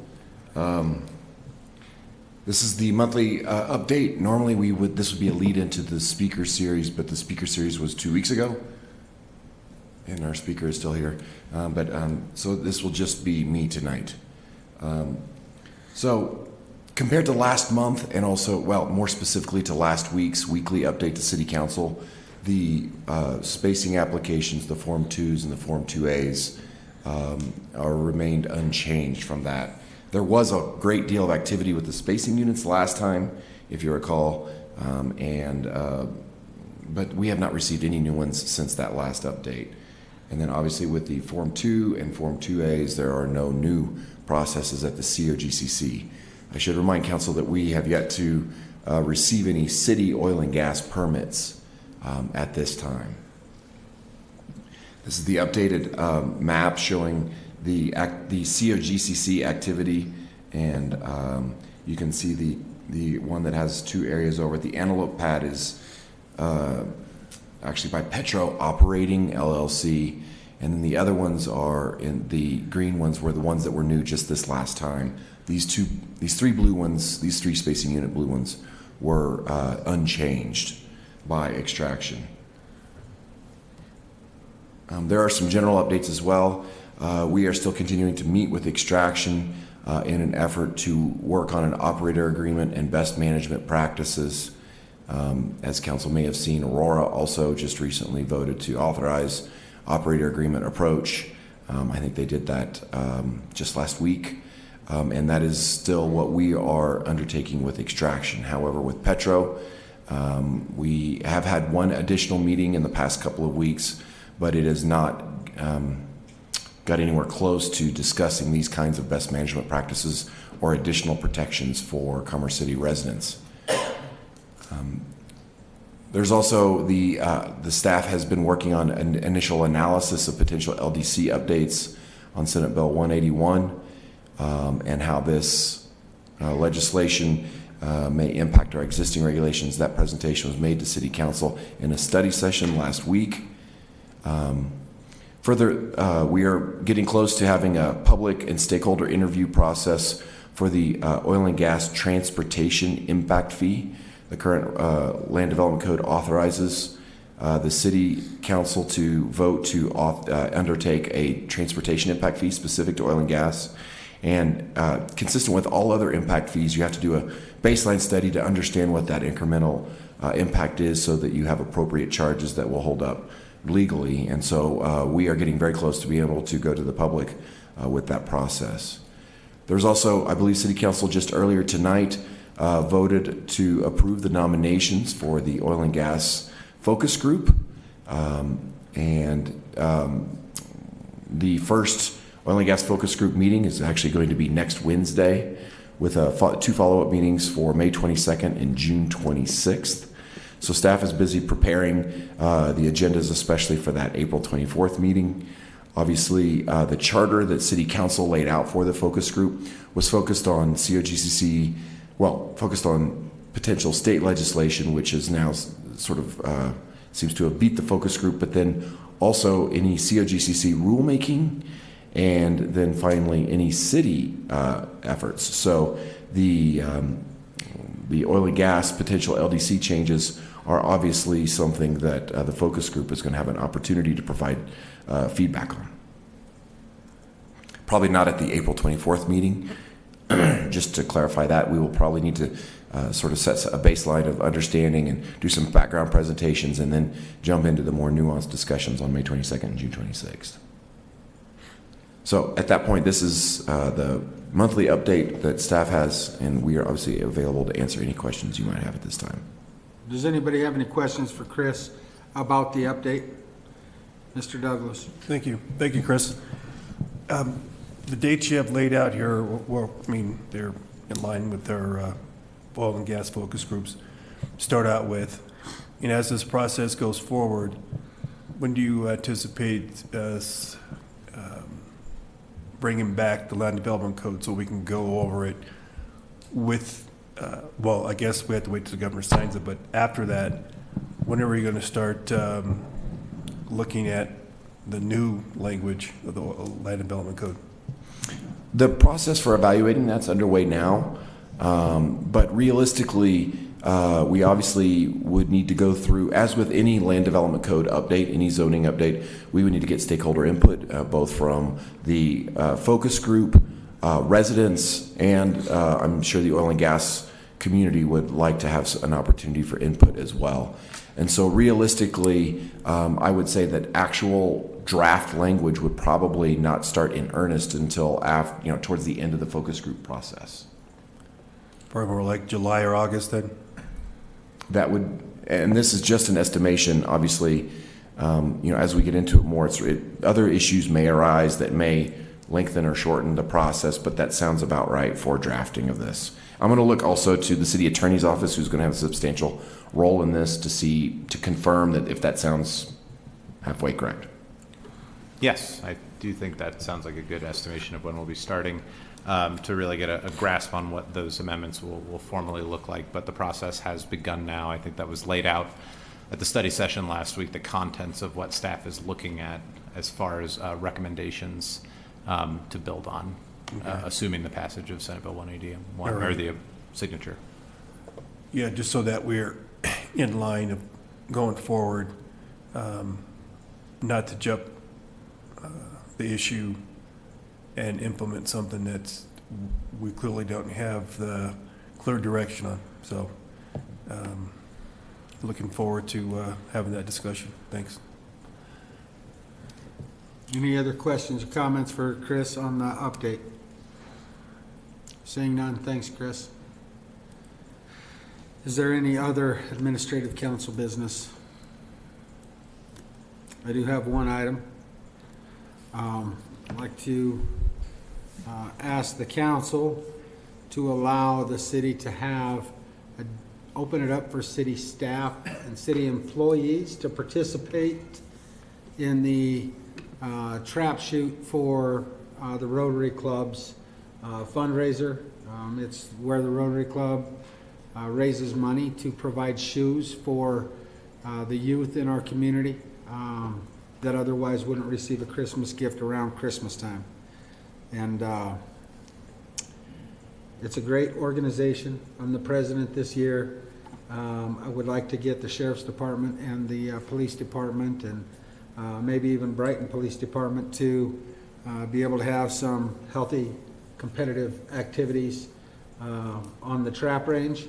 But I'd also like to make sure that we don't deny someone from Public Works or Parks or Planning or any of our other departments to be able to sign up and participate, whether that would be 1, 2, or any amount of additional teams. I could bring you the full cost, but it's a few $100s per team. Mr. Huseman? I'd like to make a motion that we allocate an additional $1,000 for the purpose of additional teams for the Rotary Skeet and Trap Tournament. That is an event that puts money into Rotary, which does great things for our children in the community, and I think should be fully supported by the council. Is there a second? Mr. Teeter? I'll second that. A motion and a second to allow additional $1,000 for the Rotary Trap Shoot to allow employees of the city to be able to participate. All those in favor signify by saying aye. Aye. Opposed, say nay. Motion's carried. Mr. Huseman, you have something for administrative council business. I do, sir. With everybody's indulgence, I'd like to read a letter that was sent to me. Okay. Great. So those of you that don't know, I have a lot of kinfolk that live down in the great state of Texas, and this came from a member of the Texas House of Representatives named Keith Bell, who represents District 4. He says, this is addressed to Mr. Drew Tessier, who is the Senior Director of Public Affairs for Louisiana and North Texas of the Union Pacific Railroad. He says, Mr. Tessier, shortly before 7 o'clock this morning, a Union Pacific train stopped on the track in Forney. Huge traffic backups were caused throughout the city. The train blocked almost every crossing in town for approximately 45 minutes, and residents were unable to travel to work, drop their children off at school, or otherwise carry on their lives for this extended period of time. As an immediate result of the chaos caused by this situation, emergency medical services were unable to provide treatment to individuals involved in a traffic accident because there is currently no local roadway that crosses over the tracks, only intersections. The reason that this has been communicated to me as why this situation ever took place is entirely unacceptable. The residents of our area should not have their life disrupted because your company is unable to schedule stops at locations that would be less disruptive. I understand that disasters in other parts of our country cause these unnecessary stops, but the inability for your staff to plan where this occurs seems extremely inefficient. Not only did the train block the majority of the crossings in town, but the crossings ahead and behind the train were triggered to have their safety features activated because of their location. With no plan in place between the city of Forney and Union Pacific, there is not a way to alleviate this traffic disaster when this happens, which is frequent. I have been informed that a train has come to a stop and blocked tracks in the same manner 3 times in the past 6 weeks, which is unacceptable. I respectfully request that your company work in collaboration with city officials in order to develop a plan of action to either make sure this does not happen again or to provide a way for the local police department to open those crossings ahead of and behind the stopped train. This issue is not only an inconvenience, but is interfering with emergency services and the overall well-being of local residents, which is impermissible. Please advise at your earliest convenience when these discussions can begin. Respectfully, Keith Bell. Now, not to discount the letter that was written by Representative Bell, but 45 minutes, we sometimes wish that that's all we were inconvenienced for, is 45 minutes. I bring this up because I'm seeing more and more that communities are beginning to stand up against the railroads, and they're starting to demand that the railroad be a better neighbor. And I think that that demand is long overdue in this community. I know Councilwoman Frank and City Manager McBroom are going to be going to D.C. for the FRA's listening session, but I think more action needs to be taken by this city to correct a misdeed that is continually being outlaid on our residents by the Union Pacific Railroad. 45 minutes may seem like a lot of time, but when we're dealing with blockages that last 2 hours to 3 hours, that's piddly in comparison. So I'm making a motion that we start to allocate every resource available to start dialogue with the Union Pacific Railroad, engage with our elected officials, both in the State House as well as the Federal House, in order to ask them to take action and begin to pressure the Union Pacific Railroad to start being a better neighbor for our community. I know on our federal advocacy trips, we bring it up every time. We talk about the increase in calls of service. We ask for their help in getting there. But the reality is in the last year and a half, we've gotten nowhere. In the last how many years since Reunion was developed, we've gotten nowhere. And the time for action that is meaningful and is actually going to make a difference is well past and must take place. So my motion is that we direct the staff to begin these conversations with the UP Railroad, as well as engage in every elected official that we can reach out to, as well as every government official that has any say whatsoever on the Union Pacific Railroad, to start engaging with us and find a plan where they will quit using our roads as a rail yard. It is completely unacceptable, and we need to make it stop. Thank you. Is there a second? Mr. Douglas? Second. I have a motion and a second. All those in favor signify by saying aye. Aye. Opposed, say nay. Motion's carried. I would like to add, though, when staff does reach out, I think it would be beneficial if we could get some documentation and/or a letter from South Adams Fire, since one of the chiefs is still here, given the service that they provide with North Glen Ambulance as well as fire rescue, with impending blocked crossings, could be helpful as a special district and a secondary agency within the same community. One more. Mr. Huseman. Thank you. We're coming up on election season, and speaking with some individuals and looking at the makeup of the city and where our current boundaries exist, I'd like to make a motion that the city staff come back to us at a study session with an exploration of doing away with the 4 at-large seats for city council and rezoning us to have 2 in each ward as opposed to 1 in each ward and 1 in each at-large. So that's my motion. Is there a second? Mr. Teeter? I'd like to second that. I have a second. Is there any discussion? Mr. Huseman? I just want to add, the reason behind this, for those that don't understand, as we continue to grow up north, we continue to coalesce all the at-large seats up north, and the southern part of our city is not being adequately representative. So by redistricting this and doing away with the at-large seats, the hope is that we will still have an adequate voice down south instead of everybody representing the northern part of our city. Well spoke. I have some additional comments. I don't disagree, Mr. Huseman, and I think it needs to be apparent that the way the wards are divided is based on population. And currently, growing up here, we had the 4 wards were all south of 88th Avenue. And now there's 1 ward south of 88th Avenue and 3 wards north of 88th Avenue. So even in that best case scenario, you would have 2 representatives on the southern end of the city, which could be more representation than without doing what Mr. Huseman's requesting. So I'll be supportive from that perspective, but it won't be 4 on one side of 88th Avenue and 4 on the other. It would most likely be 6 north of 88th Avenue and 2 south. Mr. Attorney. Could I ask if there's any clarification on the type of content for the study session? Obviously, we're going to have a census coming up that will affect ward boundaries. This would involve a charter change, so we'd like to bring back options for potentials for redistricting. Is there anything specific information-wise so we can make sure that that study session meets your needs? I think it'd be important to show, the current and maybe potentially future resident balance of where everybody is living, how the wards are laid out, the impact of having the 4 seats, comparison with other communities around us that do not use at-large versus those that do use at-large.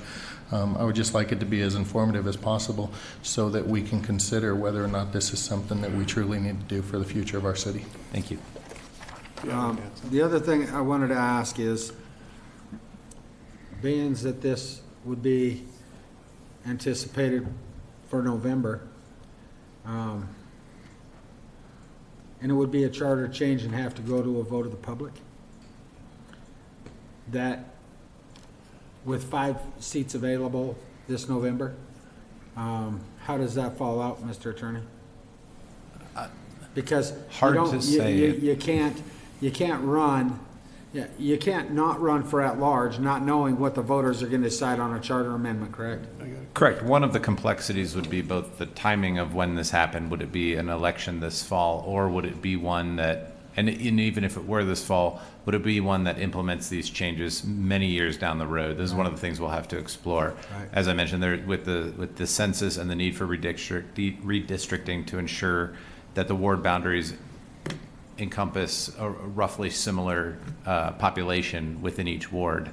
And then you'll get into the question of what is the phasing for that? Will people's terms be cut short? How will terms be allotted? It will have to lay out a very significant change. And so that'll be, depending on how council wishes to proceed, that would be a question. It would most assuredly not be something that happens this fall or likely in the next election. So. Mr. Douglas. Yeah, thank you, Mr. Hubens, for bringing this up. I was going to ask about that later on in the year, and I'm glad that you brought this up now because as our state has seen an influx of people moving here to Colorado, 80,000 last year. I'm not sure what the numbers are going to be this year. We could be looking at another congressional district as well. And the county, depends on the census, they could not add more commissioners, but their growth boundaries could change as well. And seeing other cities within Colorado go from having at large and then 2 wards, just to balance things out, I would think would be a good thing, just to also bring more diversity and then more inclusion within our city boundaries. So I'm supportive of this. Okay. Anyone else? So this is just a motion and second to send it to a study session for discussion and legal advice. All those in favor signify by saying aye. Aye. Opposed, say nay. Motion's carried. Mr. Douglas. Yes. Speaking of trains, I talked to City Manager McBroom and have a meeting tomorrow with CDOT. It's a phone meeting with Cisco to talk about early warning indicators on our trains, and I will bring back I will bring back what will be discussed, and hopefully it's good information. I could pass that along to Councilwoman Frank and our city manager, so everybody know that that meeting takes place tomorrow. My second one here is May 4th at Dick's Sporting Good Park, working with the Regional Air Quality Council. It's a mow down pollution mower exchange, and I was going to ask if the city could put a link on the website to, I know our communication has been working with the Regional Air Quality Council. Just want to emphasize that this is coming up here in a few weeks on May 4th, so I will send a link to the city manager. Over the weekend here, I was traveling along through I-70. You know, they had to shut the complete shutdown on I-70 to put in some girders, I believe, for their infrastructure. And so, you know, you have to find different ways to come through town. And I was coming up Highway 2 and down, I believe it's off of 65th or so. Traveling on Highway 2, you can cross across Highway 2 with the, there's a meeting in the middle for some people, because it's a pretty wide street. We need to have some sort of flashing beacon lights over there as well, because people are going through there, but there's nothing for them to push for those for the drivers to indicate someone is in the crosswalk or are about to enter the crosswalk. So just to be on the safe side, if we could install some flashing signals there, unless it's already in the works. Are you speaking of a specific intersection? Yes, it's already So Highway 2 and 64th? Yeah, I think it's 64th. Right there, there's the gas station at the corner. Yeah. Dog track on the south side? No, Quantico on the other? Not that far down. 62nd? It's over by the pawn shop. Is that 60? King Soopers No, is on further 62nd. Further. So further north, closer Yeah, further to north. 72nd Avenue? No. But not Hold on, 72nd? Let me get the right intersection. If you just want to send me the. Sure, I can do We that. we are planning a study session with City Council to walk through the criteria for adding crosswalks, so we can add this Okay. to that study session for that evening. By the bike path? All right, No, I'll or do in that. Derby? Is it Yeah. in Derby? The No. pawn shop in Derby? By the bike path, 69th. No, it's not 69. It's pretty close to 69th. It's further south. Or, I'm sorry, further south. Yeah. I'll get the right location for you. Any other administrative council business? Seeing none. Mr. McBroom, reports. No additional report. Robert. I would just like to highlight that council declared the vacancy tonight for the at-large seat for anyone that might be watching, and to share with individuals that would be interested. Within 48 hours, there will be information posted on the city website, including the questions for the no more than 2-page complete package response, which will be due next Monday by 5. So at your study session, you will have a complete picture of the potential applicant pool. And then council will give some indication as to how they want to, or when they want to winnow that field down and then conduct the final appointment. So that's my report. Thank you. I got a few things. Rotary, South Adams Fire District meeting. I want to mention that that meeting was called and I was invited to go with a discussion about merging with Adams County.